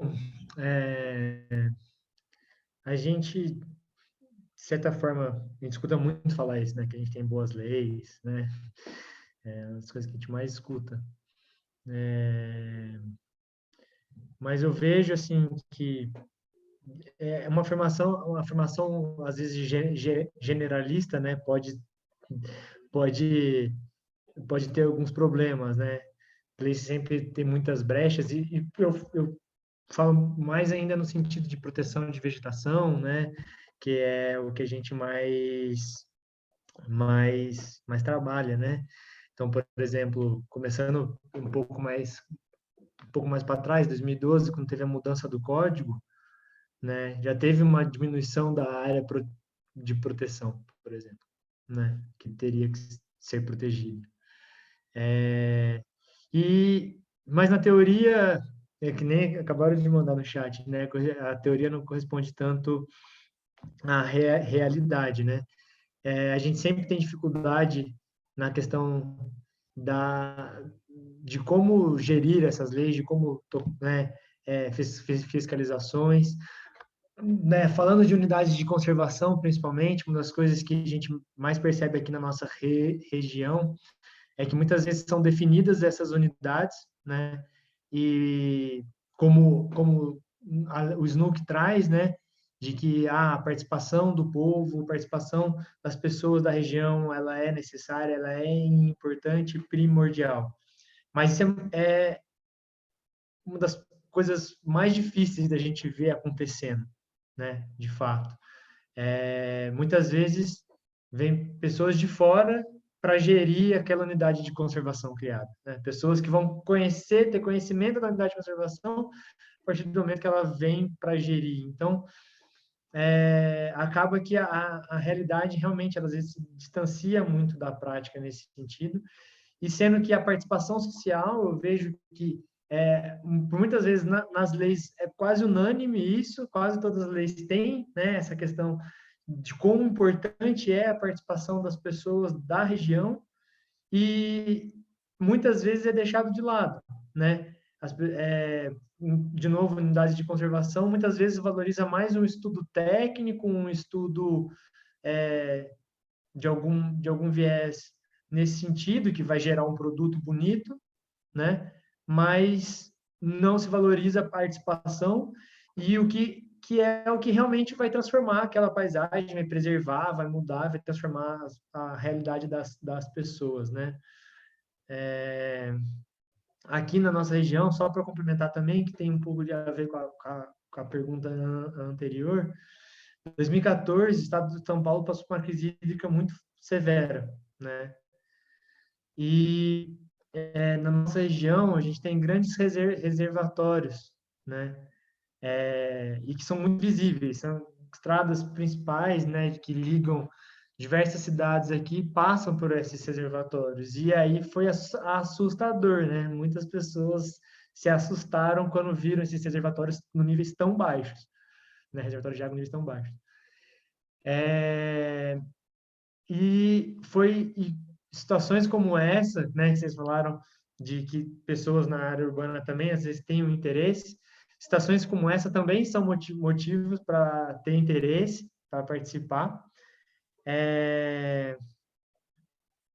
E nessa situação foram feitos diversos estudos técnicos sobre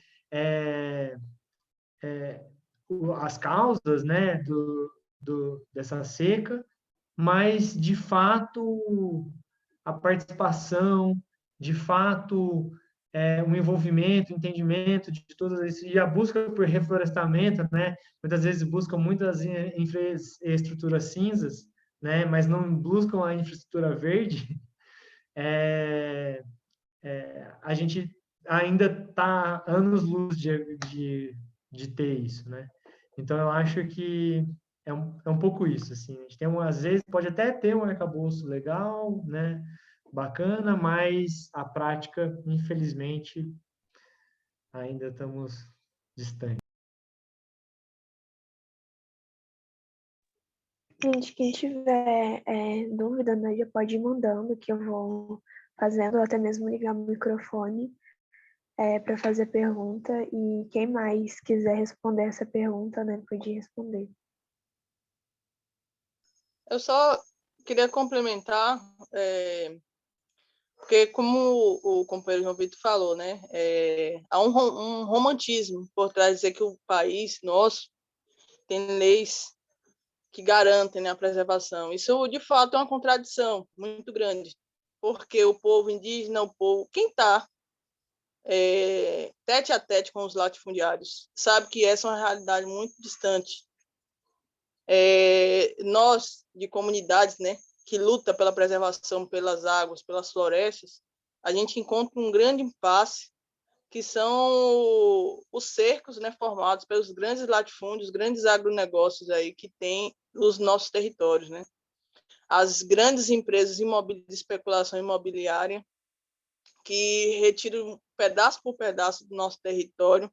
Então, se a gente é um dos maiores povos onde preserva muito mais do que qualquer outro território onde tenha comunidades tradicionais, ou seja, a gente é considerado guardiões da floresta, dos nossos territórios, dos mananciais de água, por que, então, querem o tempo todo nos tirar dos nossos territórios? Se é para dar garantia de sustentabilidade dos grandes corredores, dos grandes parques, por que, então, toda essa perseguição? Então, vocês percebem a contradição aí? Então, a lei que valida que é importante ter os parques, as áreas de preservação, as unidades de conservação, é importante, porque a gente não tem menos ou mais valor do que qualquer outro ser vivo. Todo ser vivo tem valor. E a gente tem o dever de conservar esses seres vivos, para manter a gente de pé, né? A gente não destrói tudo e a gente fica de pé. Se a gente destrói tudo, a gente morre junto.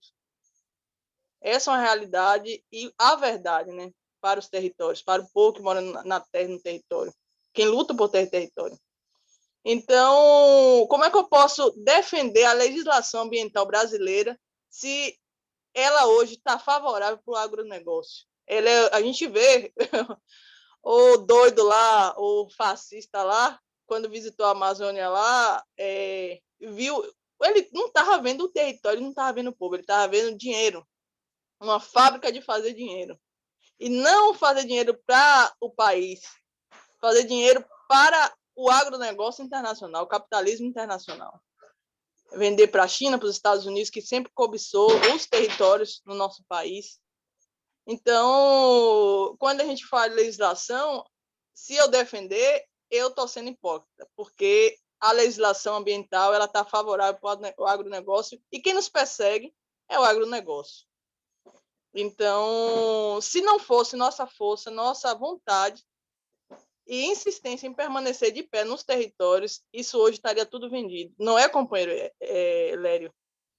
Se não fosse a insistência do povo para lutar, porque imagine, se você não tem sua terra e seu território, se eu não tenho minha terra e território, eu vou para onde? Aí, quando a gente fala, é difícil o processo de luta, é difícil, mas se eu não ficar e não lutar e não resistir, para onde irei?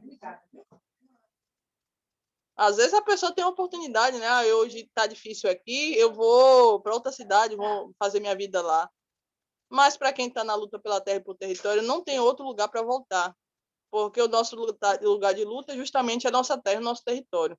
E se a gente está falando dessa legislação, essa legislação não nos representa, porque ela não visa defender os nossos direitos na terra e território, que a gente não está querendo fazer nada menos do que defender as florestas, cuidar das florestas, cuidar dos nossos mananciais, garantir as águas, para a gente garantir a soberania nossa alimentar, nossa fonte de geração de renda, seja pelos rios, pelos mangues, na floresta, com o extrativismo, com o pessoal das reservas, como o pessoal das outras áreas extrativistas fazem, que é viver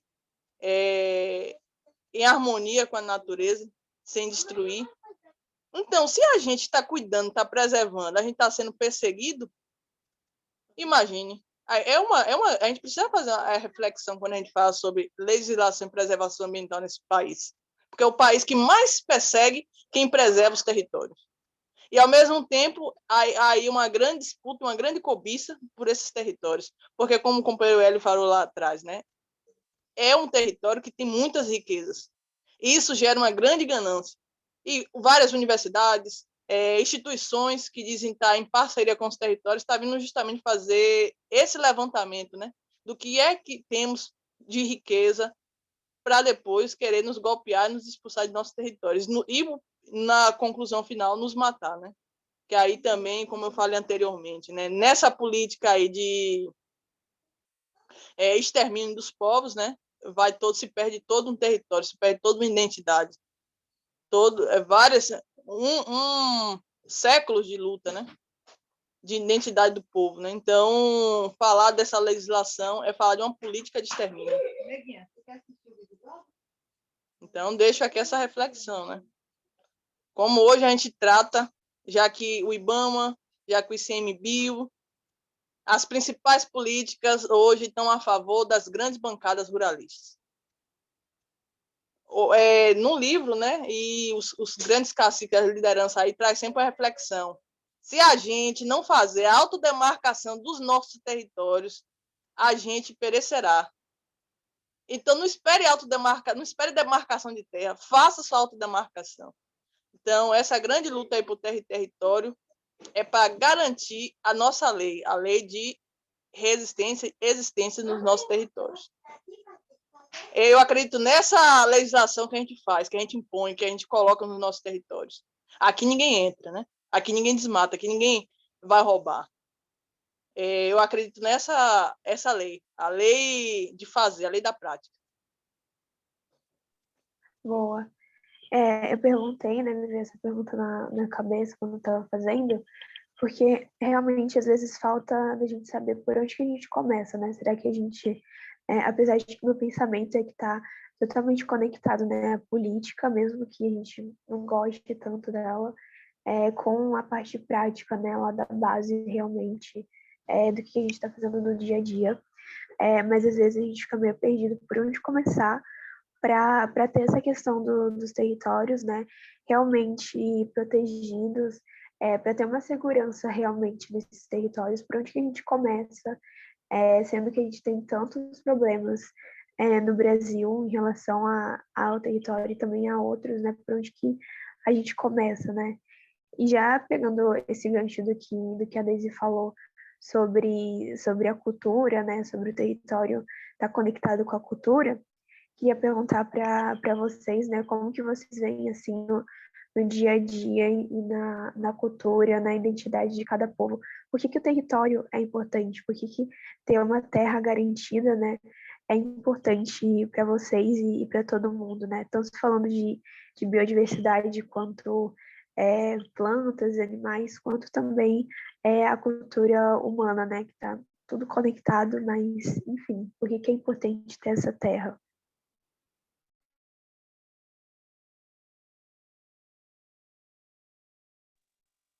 Pode começar quem quiser, tá, gente?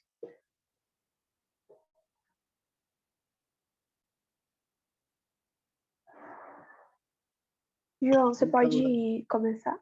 Não. Pode começar e falar também como que a organização do Corredor Ecológico, né, que trabalha com essa questão, né, do sociocultural, como que vocês lidam com essa questão junto com a parte ambiental, né, e mais técnica. Acho que se o Hugo abriu para falar, não sei também, mas por mim, posso começar, não tem problema não. Ou o Hugo, tanto faz.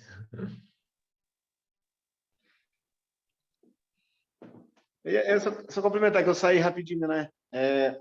Na questão, por exemplo, das leis, né? Da nossa lei brasileira, em relação à questão territorial, em relação a gente que está na luta pela defesa pela floresta, pela preservação da nossa floresta, né? A gente fica muito triste, né? A gente fica muito triste quando a gente vai ler um livro de uma constituição de legislação das nossas leis brasileiras, né? Por quê? Porque a gente vê muita coisa bonita colocada no papel, né? A gente só vê coisa bonita ali naquele papel escrito, um caderno, um livro imenso, com muitas páginas, né? E a gente percebe que isso, de 100, eu acho que talvez uma ou duas coisas dali acontece na nossa realidade, né? É beneficiado aqueles que defendem realmente, né? Então, a gente vê, por exemplo, cada ideia criada, Bolsa Verde, esse tipo de bolsa, esse tipo de programa, que parece que a gente está ali realmente para defender. A gente só está ali para aquilo, a gente merece ganhar isso, e é tão pouco, né? Então, o que acontece, por exemplo? A gente fica muito triste quando a gente vai se manifestar em relação a isso, e se a gente ficar calado, se a gente não manifestar, se a gente não ir para cima, se a gente não lutar, não defender as nossas riquezas, a gente não vai garantir chegar a esse alcance para que se manifeste. E as pessoas reconheçam, não, tem gente lá, tem gente reivindicando pelo seu direito, tem pessoas que conhecem os seus direitos e estão ali clamando e reivindicando, porque isso é muito importante. A gente buscar o conhecimento, não tenho dúvida que isso contribui muito Isso contribui muito para a gente se fortalecer e estar batendo naquela tecla sempre, porque o nosso... Entrando numa pergunta que apareceu rapidinho, o agronegócio, por exemplo, ele é pensado em riquezas, ele é pensado em empregos para o sistema governamental. O emprego é o desenvolvimento. Mas imagina um desenvolvimento que destrói floresta. Imagina um desenvolvimento que leva as caças, que leva água, que deixa água, que muda a água, que muda a cor da água. Imagina um desenvolvimento onde a pessoa vai ter empregado, mas não vai ter como comer uma comida de qualidade, onde vai comer todo dia o veneno. O veneno vai estar na nossa mesa, que são as comidas enlatadas que a gente compra e todos os dias está se alimentando. Falando um pouco dessa questão do território, um pouco da nossa cultura. E aí, complementando, no nosso território, nossa comunidade, nossos quilombos, o que acontece? Muitas pessoas não têm um conhecimento, que a gente vive muito da partilha, que a gente tem uma cultura diferenciada, que a gente vive num local onde muitas pessoas dizem: mas vocês moram no mato.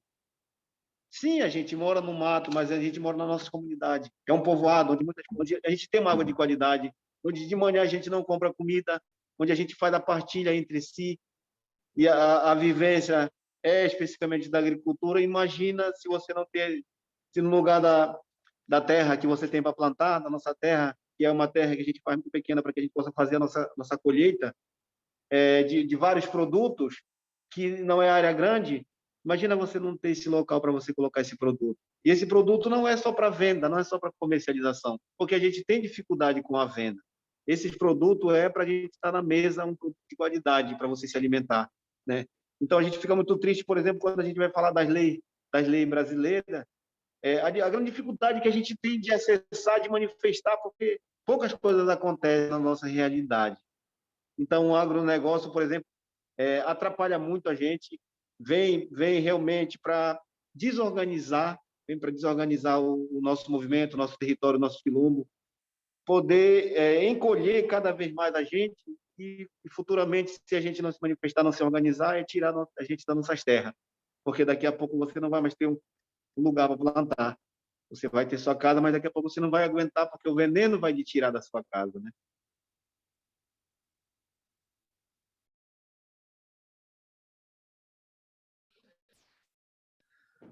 Bom, vou responder sua pergunta, Mariana. Aqui, como organização, né, trabalhando no corredor ecológico, né, do Vale do Paraíba, a gente tenta trazer a sensação de pertencimento, né, para as pessoas. Então, como exemplo, a gente tem um programa de educação que chama o Verde e Azul no Vale, né, em que ele um programa que é usado para crianças de quartos e quintos anos, né? E no qual eles começam a estudar paisagem, começam a estudar um pouco mais, né, de meio ambiente, né? E quando a gente foi a ideia principal é de trazer o meio ambiente do Vale do Paraíba para eles, né, dos que estão aqui, né?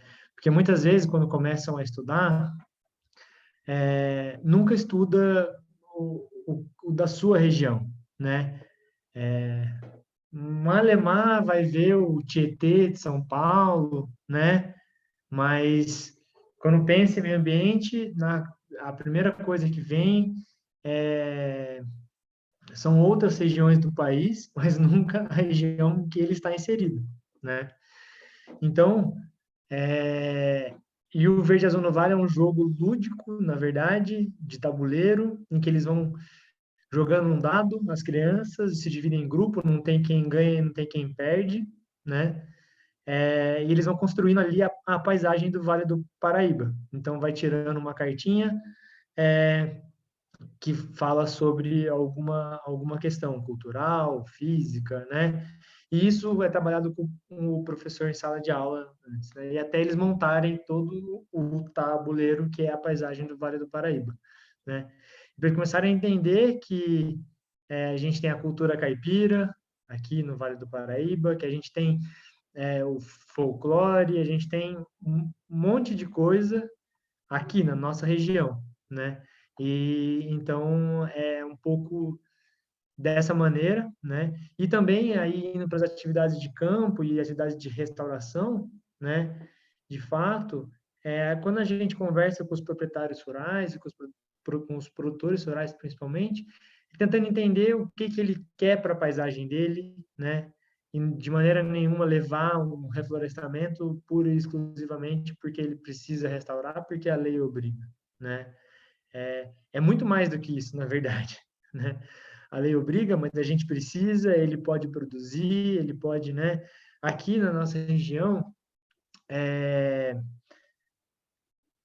depois do café, acabou que a área rural foi bem abandonada, né? Então teve um incentivo muito grande para grandes cidades, São José dos Campos, mesmo onde eu moro, cresceu muito, né? E a área rural foi bem abandonada, né? Não teve muito apoio, né? E muito marginalizada mesmo, no sentido até mesmo de preconceito, né? Então, quando a gente ir tentar entender o que que aquela pessoa quer para o território, o que que ela quer fazer com a área dela, né? Para que aí a gente possa tentar. É difícil, né? Quando a gente fala um pouco mais de técnico, assim, é difícil a gente maximizar todos os benefícios, né? De uma restauração ao mesmo tempo. Mas, com certeza, é possível a gente pensar em todos eles, né? E tentar ali, principalmente considerando as pessoas que estão naquela paisagem, né? Naquela região, de trazer sempre a fazer com que elas trabalhem, com que elas entendam que o nosso trabalho é só uma vírgulazinha dentro de uma coisa muito maior e que elas são, na verdade, os principais atores, né? Nós não somos ninguém praticamente nesse grande ciclo.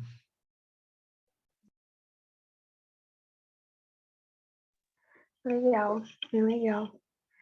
Quem mais quiser falar agora?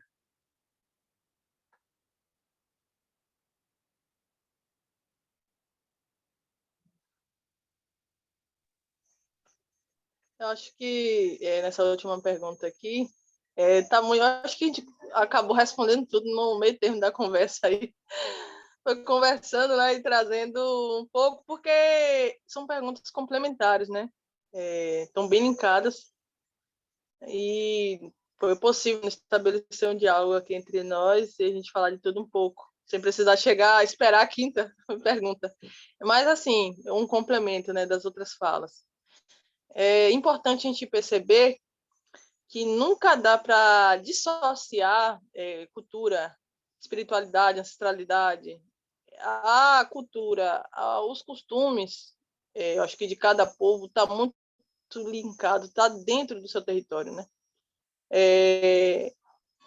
A forma como a gente se trata, como a gente trabalha, como o companheiro Hélio aqui colocou, né? É uma cultura de partilha, troca de experiências, né? O cuidado com as plantas medicinais, o cuidado religioso. Então, é impossível você falar de religião sem falar da floresta. Vou começar logo por aí. Ninguém fala de religião sem antes respeitar, sem antes cuidar da sua casa maior, que é a floresta. Então, é difícil para os povos falar assim, eu não vou falar só de território. Mas falar da terra, que é de onde vem a cura, seria impossível. Negar a terra, negar a floresta, negar as águas. A água de qualidade que tem em nossas comunidades é também uma forma de a gente se manter firme nela, né? Ninguém vive num lugar se não tem uma água boa. A gente pode sobreviver, mas viver, que vem do bem viver, de conviver, a gente mal consegue, né? Então, aí também há uma série de agravamentos, que aí, como fazer igual o João Vitor faz de forma mais técnica, né? E tem uma série de agravamentos, né, que é ocasionado justamente trazendo um aspecto desse aos nossos companheiros indígenas, nossos companheiros quilombolas que estão lá nas comunidades atingidas por Brumadinho e Mariana, né? Hoje as populações lá, os companheiros hoje lá estão sem uma água de qualidade para sobreviver, né? Não tem a pesca, não tem a floresta, não tem principalmente a fonte vital, que é a água, né? Que foi dizimada naqueles territórios lá em Minas. Então, quando a teia traz esse fundamento da água, e a gente tem um cacique chamado por Fragoso, eu conheci lá no território Pataxó, lá no extremo sul, aqui no extremo sul da Bahia, lá na comunidade, ele visitando lá, a gente foi participar de um mutirão da teia, e ele falou, né, que na retomada do território Pataxó, ele plantou água. Essa foi a primeira missão do povo Pataxó ao retomar o território. Eles plantaram água. Então, é um termo muito comum entre as comunidades dizer que vai plantar água. Você vai reflorestar, você vai trazer a água de volta. Porque quando você traz a floresta, que é a proteção do solo, da terra, você traz a água, brota de novo. Dessa terra que antes estava seca, desertificada, né? Então, eu achei um termo muito bonito, uma palavra muito bonita. A gente, quando chegou aqui nesse território, a gente plantou água. A gente reflorestou, a gente plantou árvores nesse território. E onde era uma estrada, voltou a ser um rio. Obrigada, amor. E vindo nesse território, indo nesse território, e chegando naquele território lá, Zabelê, que é uma grande liderança, que se encantou, né?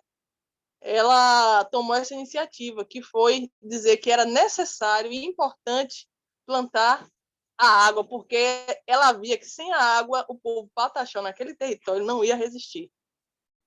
Então, foi uma sapiência, uma grande sabedoria de quem observa a natureza e convive com ela, de entender que a gente jamais deve ir contra a terra, a mãe terra, né? E contra a natureza. Então, assim, é difícil você falar terra e território e você não entender que tudo é um conjunto, né? Eu estou na terra, mas eu estou ligado à religião, que faz parte da terra, a minha cultura faz parte da terra, meus costumes fazem parte da terra, e a biodiversidade é a própria terra. Então, a terra e o território onde eu nasci e onde eu vivo. Então, estar debaixo de um único céu, que é uma referência também dos mais velhos, é dizer que você tem que viver disso, tem que viver dessa forma, né? A gente está debaixo do mesmo céu. O mesmo céu debaixo onde está é a terra. E se a gente não cuidar dessa terra, a gente não tem outro céu para ficar debaixo. Então, quem quiser ir para Marte, como disse Joelson, que vá.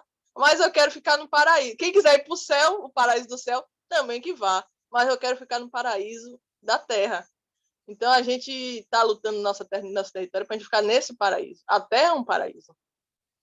E o povo da cidade, o povo da floresta, das águas, tem esse entendimento. E a gente precisa se juntar forças para construir essa capacidade que a gente tem, que é de harmonização, é de confluências de lutas, confluências de culturas, e que a gente tem, como o Hélio colocou lá atrás, né? A gente tem entendido isso, tem feito isso, praticado isso há muito tempo. O povo, no ápice aí do extermínio do povo preto e do povo indígena, a gente se juntou e lutou. E não é diferente agora.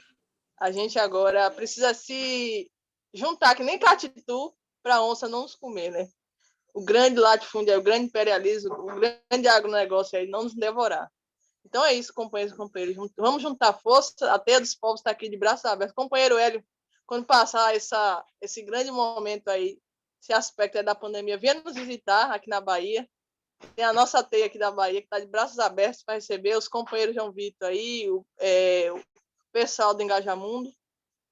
Venha conhecer de perto nossa experiência, né, que está em outras comunidades, aqui na nossa comunidade Terra Vista, e a gente trocar essas experiências, né, de luta, de vivência nos nossos territórios. É isso.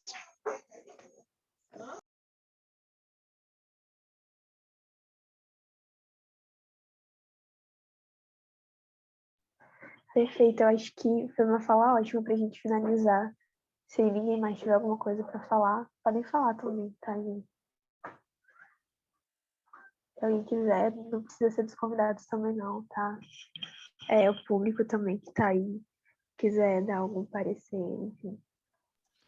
Eu só queria agradecer mais uma vez, gente, de verdade, porque foi para mim uma oportunidade única. Em um momento muito difícil que a gente passa, o mundo inteiro, né, da pandemia, poder trocar todas essas experiências, esses diferentes saberes, essas diferentes ideias, diferentes vozes, eu acho que é assim, daquelas noites que a gente vai dormir bem, vai dormir feliz, pensando, refletindo. Muito obrigado mesmo. Eu penso isso de quase toda reunião, acho que toda realmente, toda reunião do Engaja e que principalmente vem cuidar de fora, né, com tudo isso de bagagem de experiência, eu sempre saio com o coração quentinho, né, e pensando sobre isso e com mais ânimo, né, realmente revigorada para... Ui! Ai, gente, o celular caiu. Mas, enfim, realmente dá bastante ânimo e esperança para a gente pensar, né, em dias melhores e fazer acontecer esses dias melhores. Quero agradecer todo mundo também. Foi bem legal. Bem enriquecedor, né? Enfim, é isso mesmo, gente. E eu espero que todo mundo tenha gostado também, tenha entendido. Ui, de novo. Tenha entendido mais sobre essa questão que é as terras, os territórios, as áreas verdes aqui no nosso país. E eu espero que vocês tenham entendido a importância, né? E que tenham compreendido realmente, né, todas as implicações, não todas, porque é muita coisa para falar, mas boa parte das implicações que tem esse tema, né? E por que a gente precisa falar dele e lutar por ele realmente. Vamos tirar uma foto para registrar esse momento. A foto que no caso é um print da tela, quem puder aparecer. Criança, você pode tirar o print, que você está pelo computador, daí aparece todo mundo.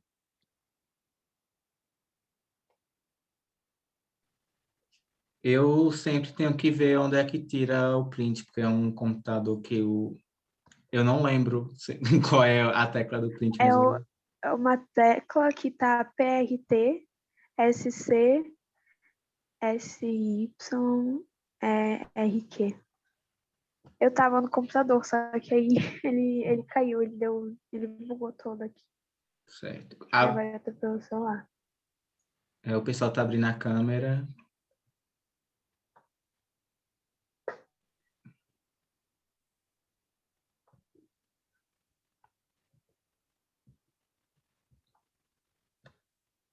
Eu tô apertando aqui um monte. Uma hora ele vai gravando.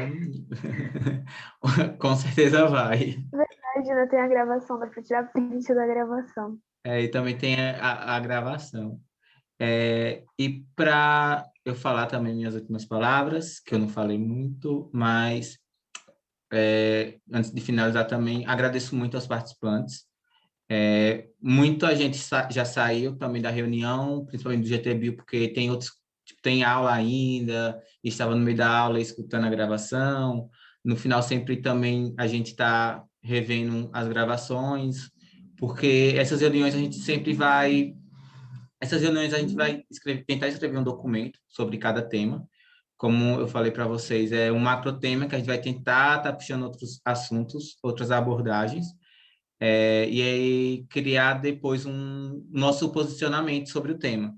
Então, por isso que é bom ter diversas visões de diferentes realidades e convívios, né, para a gente estar entendendo um pouco mais sobre esse tema em diferentes situações. E realmente foi um tema muito enriquecedor, muito gratificante e, enfim, a gente sai sempre com as energias renovadas, mesmo após 2 horas de reunião. Acho que ninguém aqui aguenta mais tanta coisa online, né? Tipo, nessa pandemia. E também está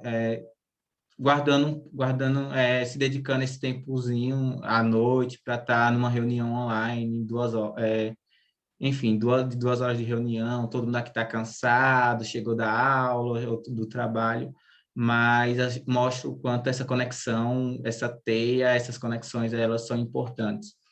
e dizer muito obrigado mesmo, a gente fica muito grato. E é isso, essas são minhas palavras. E depois eu mando para vocês também a gravação e vai estar no YouTube do Engajamundo também. Aí amanhã já está lá, é só pesquisar GT Bio Engajamundo, vai aparecer algumas reuniões do GT. E quem quer conhecer também as outras temáticas que já foram trabalhadas, também está gravada, a gente já falou sobre educação ambiental e sobre restauração de ecossistemas. Então, esse é o nosso terceiro painel. O próximo é sobre consumo consciente, consumo, né, Clare? Consumo Produção sustentável. sustentável e consumo consciente. Aí Exato. depois economia circular e soluções baseadas na natureza. E ainda tem um outro sobre ecossistemas aquáticos. É isso, gente. Bastante coisa pra gente aprender. E muito obrigado, João Vitor, Deise e o Glério, por estar complementando, estar trocando esses conhecimentos com a gente, que é muito importante. Beleza. Eu queria também agradecer pela oportunidade. Me sente muito feliz de poder compartilhar nossa história estando longe de vocês e dizer que a terra, minha amiga Deise, a terra é nossa mãe, devemos cuidar dela, né? Não é só cachoeira que é nossa mãe, né? A terra é nossa mãe, o nosso território é nossa mãe, nosso território é nosso paraíso. Eu acredito que o mundo será melhor quando nós, os menores que padecem, acreditamos nos menores, né? Então, só tenho a agradecer a todos vocês pela organização, por essa conversa nossa, muito produtiva. João também, João Vitor. É muito bom, cara, a gente ter esse olhar super técnico voltado, porque a gente acaba aprendendo muito um pouco dessas informações importantes. Às vezes a gente trabalha muito na prática do nosso jeito de fazer, sabe? E aí, às vezes, a gente acaba tendo alguma dificuldade, porque tem algumas coisas técnicas que a gente não tem esse conhecimento, né? Mas eu acho muito importante, só quero agradecer mesmo, dizer para minha amiga Deise, conte com a gente, mesmo de longe, a gente pode nos fortalecer, porque isso é muito importante. Eu acho que o Engaja, ele fortalece cada vez mais a gente, quando ele nos dá essa oportunidade, de a gente descobrir, de a gente conversar sobre a nossa vivência, sobre o nosso território, e você poder compartilhar aquilo que muita gente está precisando de um pequeno novo método para trabalhar. Então, eu me senti muito feliz pelo convite, por tudo que aconteceu hoje. É uma noite que não vou esquecer tão cedo, porque é um momento novo que a gente está vivendo. E aí a gente tem que agradecer a Deus por essa oportunidade, por a gente estar bem diante desse momento que nós estamos vivendo, que é muito triste, e a gente realmente tem que se adaptar, né? Imagina, todos os dias a gente tem que sair de casa, tem que colocar essa máscara, né? É muito ruim até então. A gente não tem, a nossa liberdade está sendo tirada, né? Nossa liberdade foi tirada, mas a gente vai resistir, nós tem que resistir, nós vamos continuar lutando para defender aquilo que é nosso. Nossos direitos estão assegurados na Constituição, mas nós temos que resistir, nós temos que lutar e ser forte, e lutar que nem junto como Catitu, né? Aqui a gente fala formiga, né? A gente tem que lutar como formiga e estar junto para poder a gente vencer todas as batalhas. Então, muito obrigado a todos e contem sempre comigo, contem sempre com a nossa organização, com as nossas organizações aqui no nosso município e com o município de Oriximiná. A gente vai estar junto para defender aquilo que for de interesse daqueles que mais sofrem, por direito à moradia, por direito à terra, por direito à água. A gente está nessa luta. Muito obrigado a todos.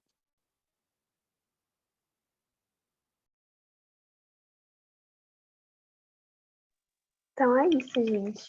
Acho que já dá para Vou parar só a gravação.